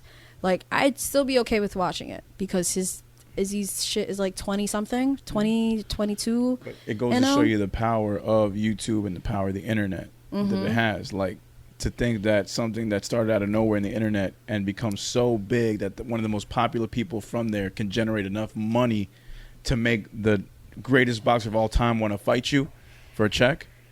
That's a pretty big indication of how much YouTube has grown. I don't think Mayweather wants to fight. I think he just needs money and doesn't know any other way of going about it. Yeah, when they asked him about his legacy. And I'm not saying he's broke. No, I'm not saying he's broke, but it usually means something. But when they ask you about legacy and he says, my kids can't eat legacy. No. Well, you know, what do you say? Like, at that point, it's like, if anything, going like, for that bag. Yeah, because I'm sure, like, he has money set aside, but when he sees, like, the way he just throws money about and shit, he's probably like, you know what? I still got some good years left in me. Because someone like that, you got to imagine, like, he's got to live a pretty lavish lifestyle. So that costs money to maintain. And then the kids. And on top of the kids. And I'm assuming that, I hate to say this, but I'm assuming they're not all with the same mother. I have no clue. And if that's the case, then you're taking care of other people. Not to mention all the other people you have to take care of anyway. Entourage. Employees and your mom and whoever other family members that you probably take care of. So it's a lot on his plate. Yeah, Mayweather Mayweather looks like he gets around. But it also, that's his name, you know, Money Mayweather. So he may be just addicted to getting money. Yeah. Yeah, I see it. He's a shark. So whether it's a gambling issue and he lost the money, he's trying to make it back, or he just keeps winning and he just addicted to winning. He just likes the money, yeah. Yeah. Yeah, like I work with people who are insane about working and making money. They're nowhere near broke. Yeah, but they just seem it. Because they're working so hard for money. Yeah. You would just assume, it's like, well, if you're working that hard, you must be broke. Yeah. I tell myself I'm broke when I'm not. Just because it gives me that spark. Because the moment I think, I'm like, I don't really have to be here. I have money saved. I really don't have to be here. I'm like, all right, I'm going home. Yeah. Like, and I live pretty below slow. my means. Yeah. I live pretty below my means. Like, I don't show off at all. Especially not in the clothing department. I keep it real low key. But that's just... Yeah. Every few months, I go on a shopping spree and get little gadgets and stuff. Yeah, no, I see you. Same here. I got my little gadgets as well. The Bath and whatever the fuck it's called has a sale on candles. It's got a shit ton. Just cause they all half price. I'm like, fuck yeah, nigga. Anyway, I need a good candle. Oh, back to your shit. Yeah. I need a good candle though. Shout out to the fight game. Yeah, all right. Go. Number 5. I don't like this at all. I could have been doing the same thing, but I got responsibilities. I actually got this recently. Fuck you. That's what I'm saying to the person. Fuck you. Yeah, I actually got this recently. Because then, like, what are you saying about me? I don't have responsibilities? I'm not important? I don't got shit to do? That's how it kind of, like, I didn't, so right away, okay, all right, let me give a backstory. So I'm sending, should I? Fuck don't. It, I'll just do it. Don't. No, I'll just do it. I'm sending out these emails for Check It, and I finally get, like, all these performers, right? To either answer back. A couple are my friends who take advantage, but I've also said they could take advantage, so it's fine, it's whatever.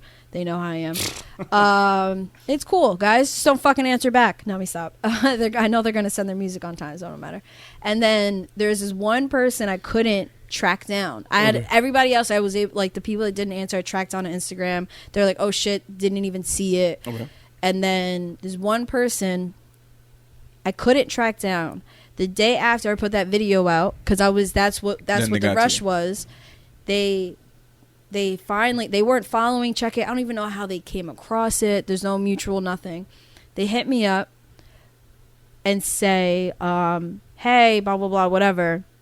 They send pictures of them and like the people on their set, and then I'm just thinking like, okay, so you seen the email, you just chose not to reach out. Yeah. And then I'm like, yeah, no, I couldn't find you, blah, blah, blah. Like, I sent an email out. Oh, no. And then they use this line. But not respond, like, oh, no, I just been busy with working and blah, blah, blah. Like, I couldn't get to it. And I'm just thinking, like, the deadline was Tuesday. You're sending me this on a Saturday. Yeah. Bro, you could have at least said, yeah, give me some time. If you clearly seen the email, because when I sent the screenshot of it, he's like, oh, no, I got this. I mean, only thing you can attribute to it, because I'm an artist too, like sometimes life gets in the way and you just, you know, I know sometimes I see my email inbox, and the shit just like I see it and it just fucking annoys me. And I want to turn it off right away. So I might get an important email that I'm supposed to respond to, and I don't respond to it. Yeah. Like sometimes it'd be like that. Same thing with DMs. Same thing with text messages. Sometimes there's just so much on the screen, and you just need like, yo, what is this? I need to get away. Like it doesn't affect the, you know, because it's a new artist to the show. It doesn't like stop me, or it doesn't affect the way I see the person at all, or how I'm gonna like work with this person in the future or whatever, however it may be. But it was just funny to me in that moment, because I'm just thinking like, okay, like your point, like, and I okay. think people also treat but I've done the same thing too. People also treat that like a doors open rule, like, hey, have your music to me by Tuesday, and they send it the day before the show day. It's kind of like, hey, doors open at 6, but they don't come till 9. Oh yeah. It's like the same thing in a way. Oh, analogy time. How about that? Yeah, kind of the same fucking thing. You don't have a thing for that? I don't think I have it ready. No, it's too late. no, sorry, it's too late anyway. But yeah, that's pretty much what it's like. Like people like listen, they know it, they understand. I still wanted to do it. Go ahead. But yeah, but they're not gonna half the time. They're not gonna fucking listen. Like, nah, it'll be good the day of, because no one's really been put in a position where they've been told no, you didn't send your music in on time. You're not fucking performing. Goodbye. They have not been told that. Yeah. And if you become the person that does that, then you gain a reputation for being a hard ass, for not being what's the word? Lenient with people, or understanding. Yeah. But at the same time, you should have just fucking sent your music in when she told you to. Yeah, or at least like, don't worry, like I saw this, I got you, whatever.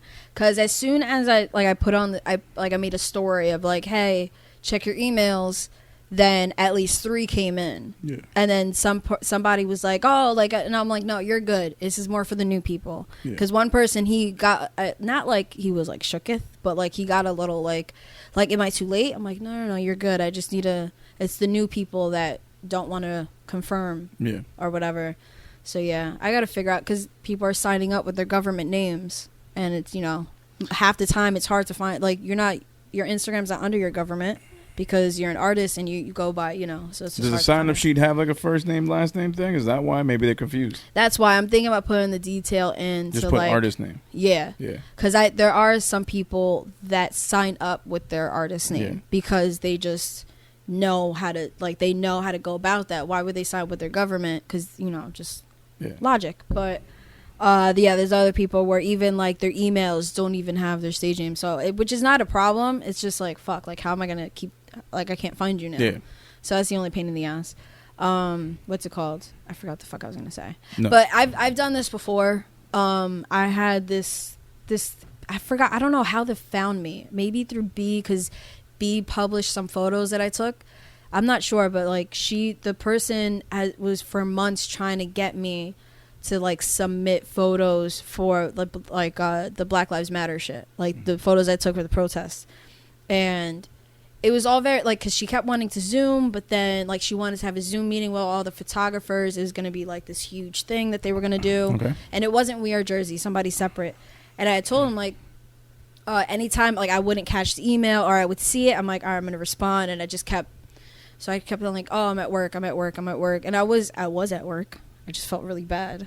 So I don't know if that's ever happening. Oh, I thought you were segueing into how it came up of someone saying I could have been doing the same thing, but I got responsibility. No, that's how it is. Oh, gotcha. But like kind of like I felt like reading this reminded me of that, and I'm like, I hope they didn't. Like, I mean, the person seemed understanding, and I'm telling like, I'm so sorry, blah blah blah, whatever. I didn't say, hey, I'm doing a lot. I just said like, I've just been a little busy. I'm so sorry. Like, let me know what you need.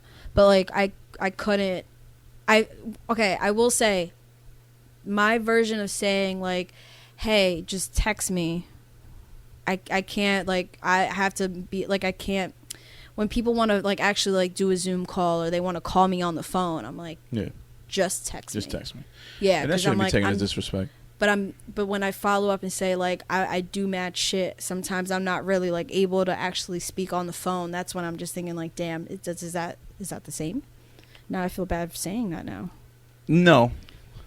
No, No, that's not really the same. that's not. No, it's not. No, it's not. But It's that not. it could be delivered better. Like I never want to say it to anybody, but I got responsibilities because then immediately that makes it seem like I feel like you don't. Yeah. Yeah. No. Like everybody got like calm the fuck down. And be like, no, I could have been doing the same, but I was a little busy. That right there. Then it sounds like you're making excuses. I think you just shouldn't say that line at all. I could have been doing the same thing, but Yeah, because no matter what way, the butt the butt is what makes it. Yeah. The butt makes An excuse is coming, It's an excuse. I fucking hate that. and people say no offense. That's why I don't think it's gonna work. Offense is coming. It's not gonna work with homegirl because it's like every time I hear it, but I'm like, Yeah, but yeah. Yeah. But next one. yeah, I realize the further down we go in this list, the more hateful the comments sound. Yeah, number I feel like 6. it's in How's order. your little business doing? I've gotten this mad times. Yo, what's up, man? You still rapping?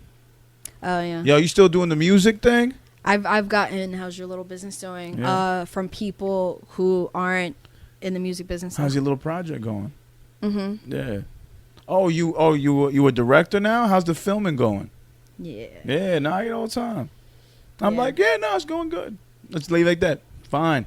Thank you. Yeah, I've gotten that from people who don't what is it called? Who aren't in the industry. Yeah. So who don't really know the extent like of what I do. So I just say like, oh, I do music stuff. The fact that you even call it little to begin with is Yeah. just preposterous. Like, you pretentious asshole. That's not really an undertone of hating. That's just That's flat straight up out. hate. Yeah, there's no it undertone is, there. It is. Especially when you have it in quotations. Yeah, actually, this How's is your ranging. This little- is literally ranging from like least to the most amount of Because hate. why would you have to quotate that? Why'd you have to say? You could just say, quote the business. How's your business doing?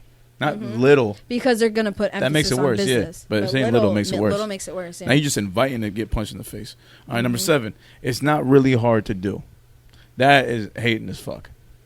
I hate that. Because you could have been done it, but you haven't done it yet. But you telling me it's not hard to do, yet you haven't done it. Yeah, because it's it's easier said than done type Oh, of thing. because I don't want to do it. Stupid. All right, sure. Or like when it could be somebody who's venting about like say if I'm venting about let me see Work. trying to get like transitions and shit. Okay. Damn, I have to pee again. Trying to do like the transitions and shit and like the video editing and you go, well, it's not really hard to do. I just like give you that squinty look like I just want to shank you right now. Oh yeah. All right, and yeah, in that sense too. Like, Yeah, no, nah, it it's- is. Like, you don't have to say that, Nah. but I can see how that can come off. Yeah. Yeah. It's not that hard. You just got to do this, and this. That's a little better, I guess. If you try to take the extra step to help out. Yeah, next one. Last one. After this break. Oh. Yeah. We Don't went way forget over. about me when you blow up. How about you support me while I'm here? Mic drop. Mic drop. Don't forget about me when you blow up. Like, that's the most backhanded, ass backwards fucking thing. I don't. Well, And I hear that all the time. Don't forget about the little people. You know? I don't really like. That one can be taken different ways. Kind of, I guess. But it's like, yo, you should just, and maybe by them commenting that they're showing like they do remember you and they are supporting you. Mm-hmm. But I've seen other times where it's been taken the wrong way. Yeah. Don't forget about me when you blow up. But at the same time, nigga, just support me while I'm here. Mm-hmm. While I'm trying to blow up. Be one of those people that helped me get to that spot. And then I won't forget about you. Simple as that, right? Yeah. Yeah. Yeah, I can see it. Help me, help you. I'm trying to think. I mean, Help yourself by helping me. Help each other. I've said this before, but I never really meant Help me, hate. nigga. I never meant like hate by it though. But Nah, I me can neither. see. To me, it's like. I mean, I can see it if there's an undertone of hating. I think it depends on the person.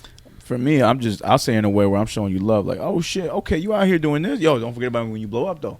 Yeah, so I think it's Yeah, how like you you say preface like it. that. It's the Because context that of it. there's no who malice says behind it. that. No. That's just me saying like, oh, you about to do big things. Yo, don't just blow up here and forget about me. Mm-hmm. Yeah. Like, I was here too. Type Yeah. of shit. Yeah, I can see that.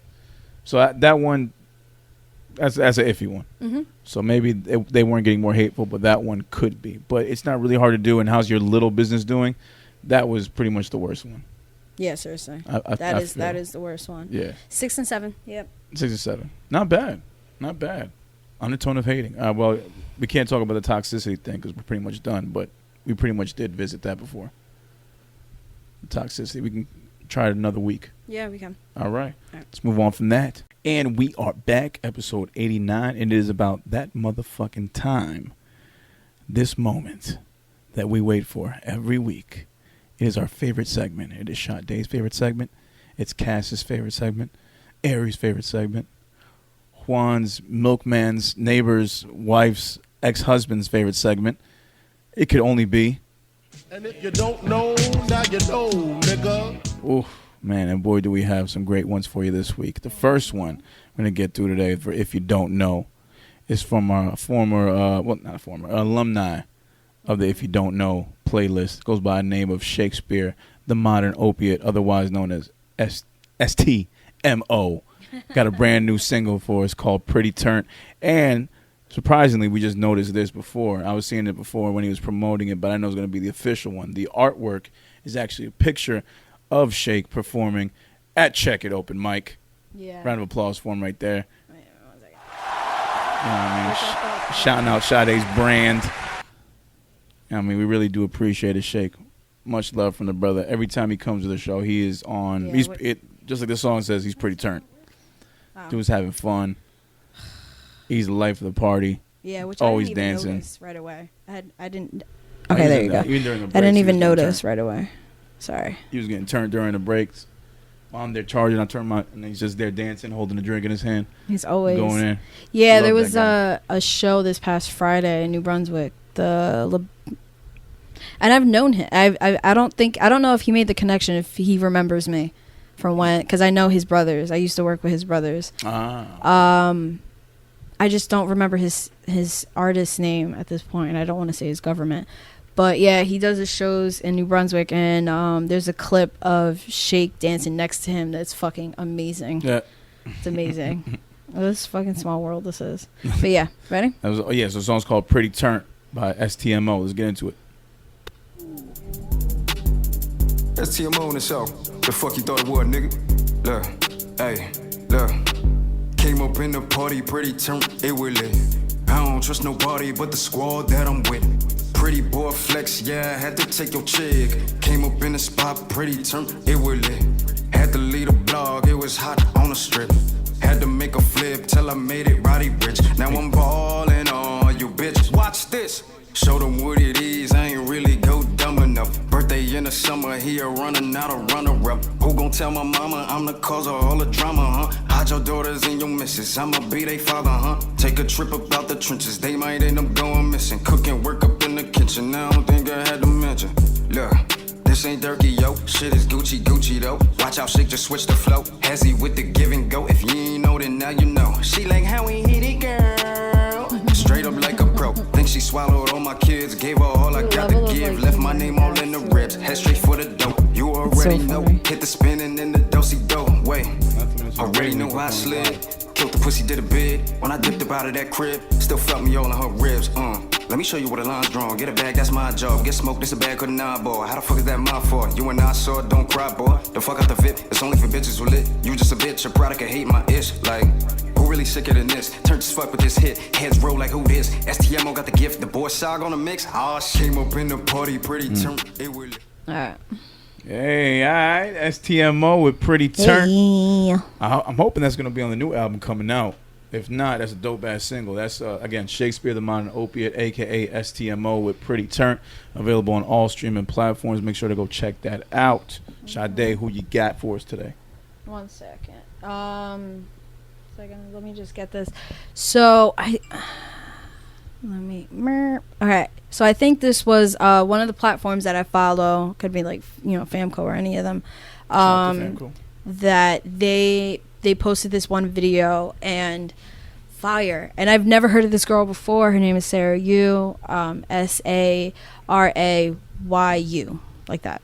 But I ain't gotta try to say that. Sarayu. No. She has it in her profile though. How to pronounce good. it. See, I appreciate that. Appreciate you, girl. Hold on, let me put my shit. See, motherfuckers like Sade fucking really blowing my shit appreciate you. Like, appreciate you. Boo. that must be the first artist that she's run into that has the actual pronunciation of her name, the phonetic. I love it. No, there was a couple others that I didn't ask you, and you never like said anything. But because I spelled it out, you're probably like, oh, I wouldn't know, because I had no idea. I'm like, I hope Pro knows how to do this because I'm not gonna know.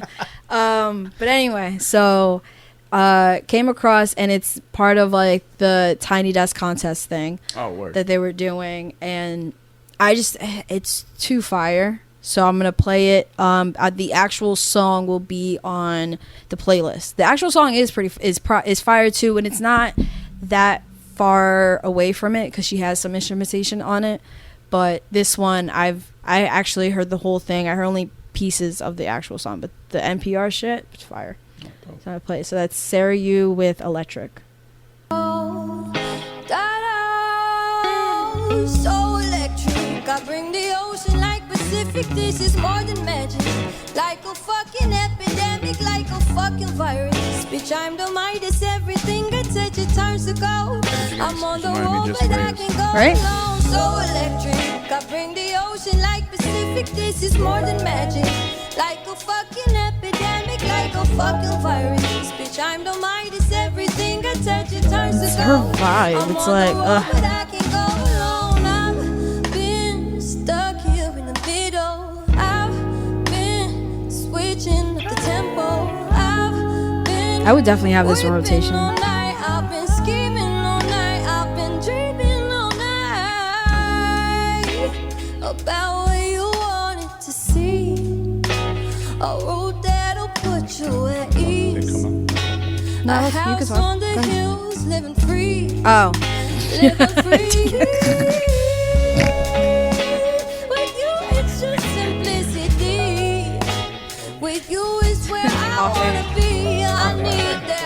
No, I thought you were gonna say something about this.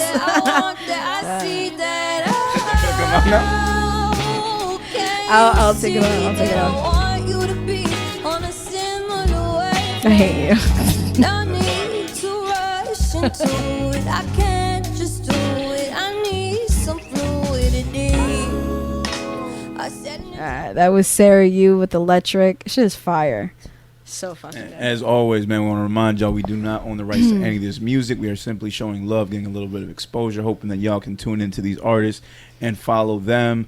Check out any performances they're doing, maybe buy some merch or just check out their albums. You know what I mean? It goes a long way. And, of course, both of these songs will be included in our Apple and Spotify If You Don't Know playlist, where we feature all the artists from past weeks and their singles that we've played so that you can get caught up with everything that we're listening to and that other people are vibing to inside and outside of the New Jersey area. So, again, that was S.T.M.O. and Sarayu for this week's If You Don't Know playlist.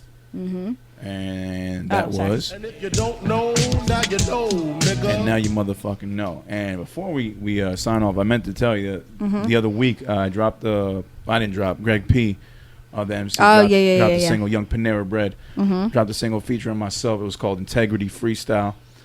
We recorded the video at the Thorough Entertainment Space. Shout out to them dudes for giving us the opportunity to go in there and do our thing as well. I forget the homie's name that filmed the video, Greg's boy, but shout out to him for doing a great job on the editing and everything. And I was happy with it. And then what we did also is the Friday that it released, we did an IG Live, and that was like the first IG Live that I'd done in a minute. And we had a whole conversation about like mental health, and because the song is essentially about mental health. It's about us being introspective with ourselves and talking about our feelings and everything. And we had a really good like kind of like young dude and an older dude conversation it turned into. And it was very therapeutic for like the 45-50 minutes that we spoke, which was really cool. I didn't expect that with Greg, and it ended up being a pretty insightful conversation into like what he goes through making the song and also what I was going through. Like we talked about my love for stoicism. We talked about some of his lyrics as well as mine, and you know, we just kind of like we invited one of his friends in there, and they talked to us about sharing on social media. Should it be done? Should it not be done? There's a line that you don't want to cross where kind of like we said before, you're fishing for compliments. Some people like to say that, all right, well, you know, you can be positive on social media, but then when you bring in your negative and you talk about the negative stuff, some people may not be so open to liking it or like showing support because they think you're fishing for compliments or you're looking for some type of like or like controversy, like this is too heavy. Like a heavy topic. So you could be bragging too much about the good stuff, but you also could be crying too much about the bad stuff. And I think that's what we were trying to get into, like, okay, what's too much? What isn't enough? What's the right amount to say? It was an interesting conversation. I told Greg that I'd like to do more of those with him, just like mental health checkups and shit. Yeah. You know, and I think with him it was pretty exciting because I got to hear from his fans, and he heard from a couple of my fans, and then you know, there's always, I've noticed too, there's always that one random profile that just comes in the chat. Like a bot?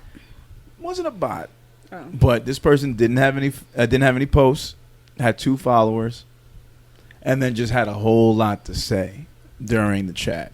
Oh. Yeah. Interesting. then the next day, a couple days after, I see that same page checking my stories. And I go back and click on it. I'm like, you still got no posts, 2 followers, and you just following a bunch of people. Oh no, that's somebody. That's somebody. That's somebody exactly. you know. That's somebody. And they had a lot to say. Nothing too crazy or offensive, but just a lot to say during that chat. And I don't know if I can bring that chat back up with the comments, but yeah. So me being, I don't think so. I'm not sure. I know you can. Me if being it's me. saved. All right, then I'll check back and see. But me being me, I added the person. Haven't gotten a response yet. Oh, you did? Request to follow just to see, just so they know that I was paying attention. And maybe we'll see that person, you know, say something. I don't know. We'll see. But I just think it's really yeah. weird No, and that's funny. somebody. That's somebody that you know who either is blocked or doesn't want to say something with the face. Possibly. Like with yeah. So I thought it was interesting. But shout out to them. Shout out to them. We should do that because we've been talking about doing like a mental health thing, but we never got to it. Yeah, we could.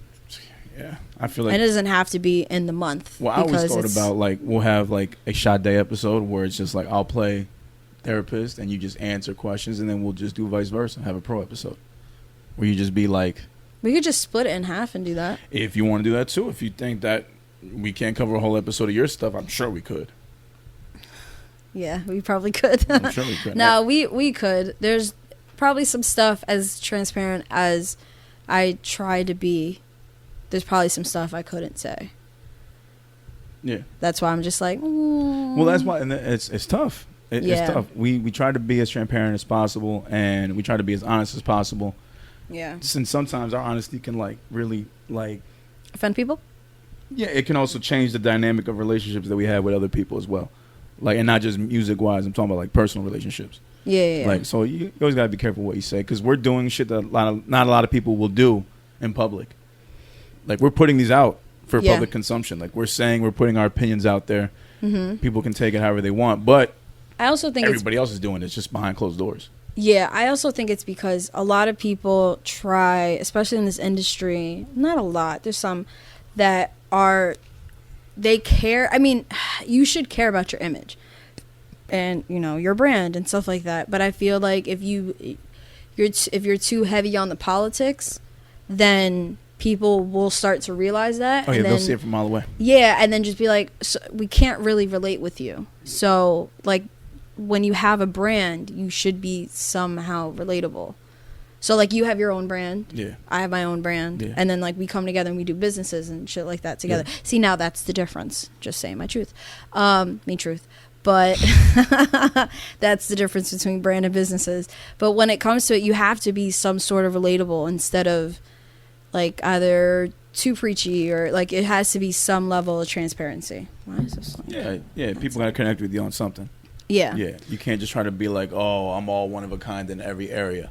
That usually backfires. Yeah, no. Like, I think it's okay to, you don't have to say every little detail, but I think some level of transparency is okay. And I think for the people who aren't like that, or who are, you know, like I've noticed some people that are working towards that, like trying to be somewhat transparent, trying to like let people in on their lives. I think that's what offends. I think that's when we've kind of messed up our personal relationships because of this. I think it's because they weren't ready for it. You know what I mean? I've realized the more honest I get, the more backlash I get from people. And I don't know why that is, but I think it's those people just have an issue with me being so honest. I don't know why it is. Like, you know, like I don't get too detailed about my love life. I just let people know I have one. Mm-hmm. And then when I start getting more and more into it, then people get offended. And I'm just like, I don't understand why that would be the case. Really? Just speaking me truth. That's it. That's all you can do. That's funny when you say it. No, that's. I mean, because it's a level. When you, it's a level of transparency that when a lot of people don't like honesty, even when they say they're honest, even when they say they are blunt, they're not, and it's usually a facade. So, and then we've been able to kind of decipher who's real and who's not, if that makes sense, just because it's like, okay, if it makes you uncomfortable, then you can't really say that you're a blunt person, or you can, you keep it real, because then it wouldn't bother you. You know what I mean? Like I said, I've met some of the realest people that have had to, like, white lie out of a situation just to protect someone's feelings, or to not, get involved in an annoying situation that would take longer for them to get out of if they were just honest. Yeah. So they lie. So in that sense, I'm like, you're not as real as you say you are, because that should come at all times.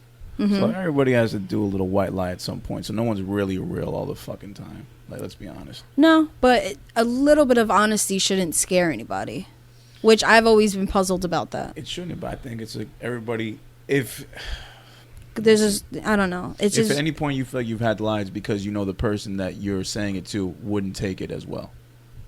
If you so is that a form of sugarcoating? No, sugarcoating isn't really lying.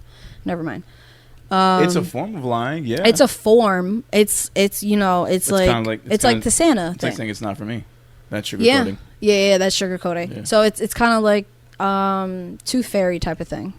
Put your tooth under the pillow, you get $1 from the tooth fairy. A fucking fairy comes into your room at night. That's not scary at all. No, it's not scary. a fat guy goes down your chimney, or just like breaking and entering, drops off some gifts. A small white woman in a dress with a wand comes into my room and lifts the tooth out of my pillow.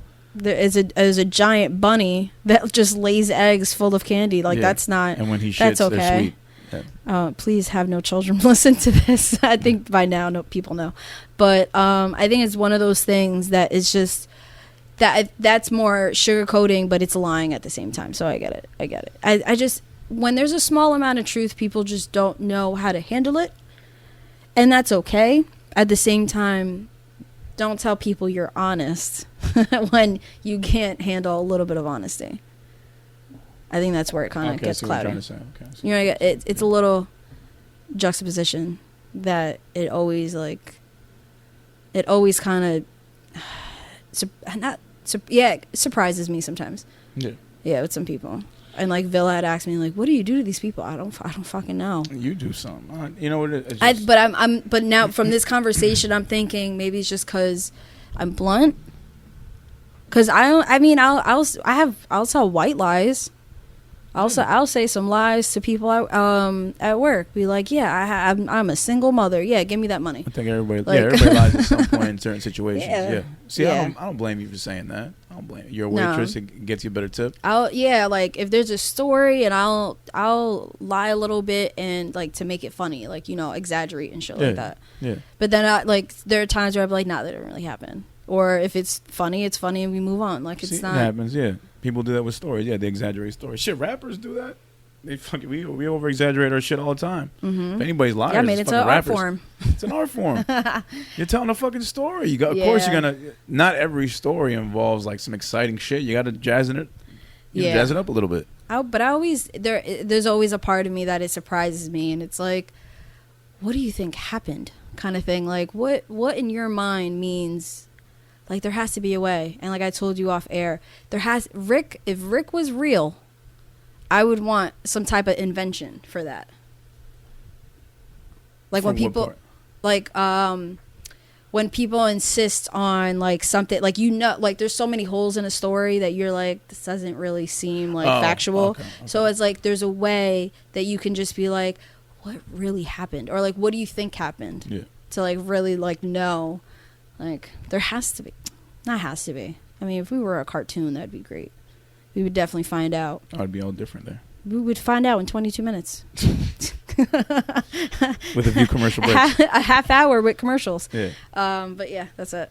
All right, but I think what it comes down to is, I've said this to you many times before, it's just coming down to a perfect medium, and also in how you deliver what you're going to say. Oh, when it comes down to that stuff. I think that's the only way that you can really like tiptoe across all this bullshit, because no matter what we say, we're going to piss off somebody. Oh man, I wish I had it. I think I I retweeted it. I don't feel like looking now. It was this tweet, something about eggshells, and it's like if you keep walking around eggshells, like, you know, you will have to walk on them forever. Or forgot something about them being, I forgot what the fuck it was. And I feel like that's a good quote. Damn, it was a really good quote, and I butchered it. Damn it. You are good at that. Huh? I'll give you that. You're good at that. I'll give you that. I really am good at butchering shit. You forgot a lot this episode that I stayed with you on. Yeah, no, you're good at that, though. That worked. That's how we balance. Yeah, that's the good teamwork right there. Yeah. Yeah. Beyonce. But yeah, so real quick before we end. Yeah. It's breaking news. This actually happened a few days ago, but this just in. Passengers on a mandatory cruise all tested positive. Now that's all. Wait, all the passengers? All the passengers. I saw something down. I thought it was just 2 passengers. No, it was all the passengers. Yeah. And they stuck on the cruise? They didn't cancel it?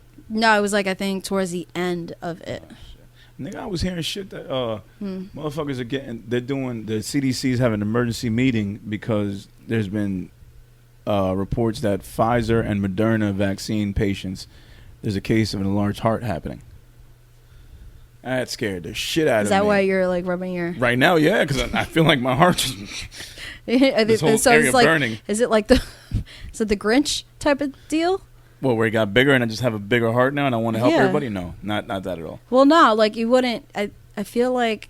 No, enlarged heart is dangerous. No, enlarged heart, like that's why, like, it was always... You know, it's funny, even as a child, the whole Grinch thing with the enlarged heart was always just like, I feel like you would die from that. I feel like you would definitely die from that. Yeah. Like even 25% bigger. Yeah, like you would definitely. Yeah. No, that is exactly why I didn't get it. And but it was shade room, but still. No, I looked it up. Scary though. Yeah, it is. That's pretty fucking scary. Yeah, that is pretty fucking scary. Oh, so did you ever see the story I posted of like I was at a barbecue and it was like maybe like 5-6 people there that had the vaccine? Yeah, I saw that shit. With the magnet? I saw it. So we were we were at the bar and I go to one of the girls I was telling you off air, the Colombian chick, and I go to her and I'm like, somebody mentioned a magnet and I was like, oh my God. I was like, and I realized in that moment she was the wrong person to go to because I know how she is. But I was like, I already started it. I'm not going to be like, never mind. So she's like, that shit is fake. I tried it. And I'm like, she's like, yeah, no, I seen the video. But I'm like, I was like, listen, I edit videos. I could do some Photoshop. That was not made up. Yeah, I saw that shit. The way it was filmed, you couldn't fake that. That was not, he literally threw the key at the guy's arm and it stuck. Yeah. And she's like, that's not real. She's like, here, she gives me her name tag that has a magnet. It's not a strong magnet. And I was like, I don't think this is strong enough, but I'll try. And it wouldn't stick. She like, see, it's fake. And I was like, here's the actual footage. So I showed it to her and I had 2 other videos of different... They ran into the house and got a magnet from the fridge. One was a bottle opener, like the one I have, but it was too heavy. But it was like, and the key too. And she's like, nah, it's not real. And I'm just looking at her. I'm like, so you're gonna deny? I was like, so if it doesn't happen to you, then you're just gonna be straight denial. Yeah, I mean, apparently it had to be like a couple days from when you took your shot. The guy in that video I posted with the key? That was the day of? No. He got it in April. Well, that's just scary. He got it in the beginning of April. Well, that's scary. End of March. I got to see because... Juan's mom got it. She had her second shot just the day before that barbecue, and it was sticking. That's why everyone was like, well, no, she just got it. And then the one guy was like, well, I mean, I got mine like the beginning of April, maybe the end of March. He's like, and then he was scared. He was like, yeah, let's try. He's like... no, I don't know if I want to. And then tried it. Then his brother and his brother's wife came in. The wife was like, no, I've been trying it. It doesn't work.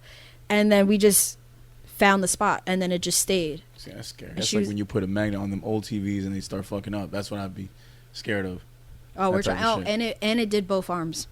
Oh, see, that's even worse. And that's some weird shit. Where we threw the key was not the shot, not the arm he got the shot. Oh, that's even weirder. Yeah, because she was like, no, there's that. See, that's definitely fake. I'm like, so she was like, well, you said it was a barbecue, sticky skin. I was like, it was not sticky. I was not even sweating, and I sweat sticky easy. Skin.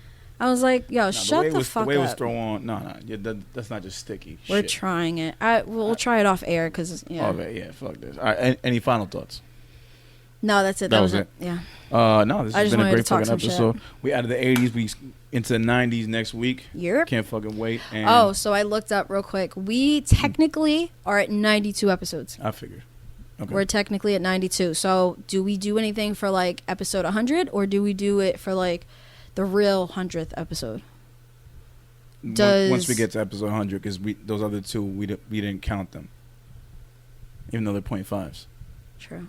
Well, I'm trying to figure out where we get 4 extra episodes. Well, no. Yeah, it'd be 4 extra episodes.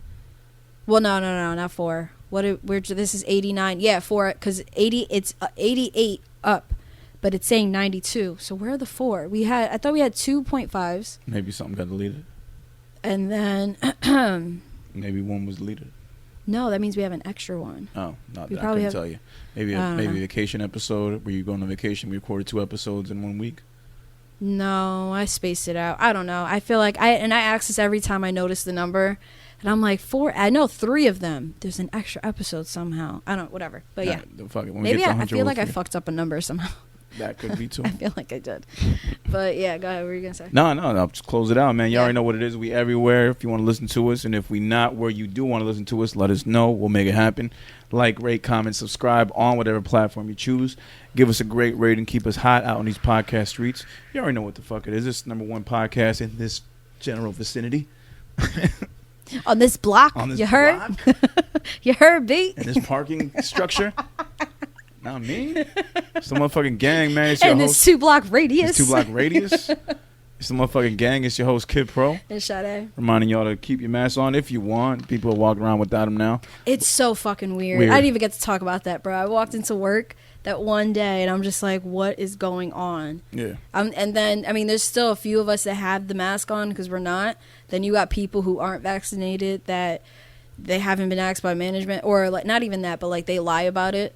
I'm not gonna say any names, but like, you know, so they have the fake cards, and I'm just thinking like I mean, I hate the mask, but I still don't mind. I like the mask. Yeah, I'm cool. Like if I'm cool on it. And like, I'm cool with seeing people without the mask as well. Like I'm not judging at all. No, it bugs me out. And like fight night, literally just people standing there. Like we're technically supposed to be 100% capacity. We're not letting that much happen. Like sometimes we're like, okay, seat this table, fuck it. Yeah. Because technically we can, but we just try not to. But it's still weird. It's still weird to just see people just walking around. I feel I kind of miss the days where I can yell at people, COVID! One guy just like 8 feet tall. And I'm just like, you fucking heard me. And, well, you never know. There's more variants coming, so we'll just see. But in the meantime, keep clean everywhere. Wash your hands, wash your face, wash your ass, and be good to each other. Peace, and peace.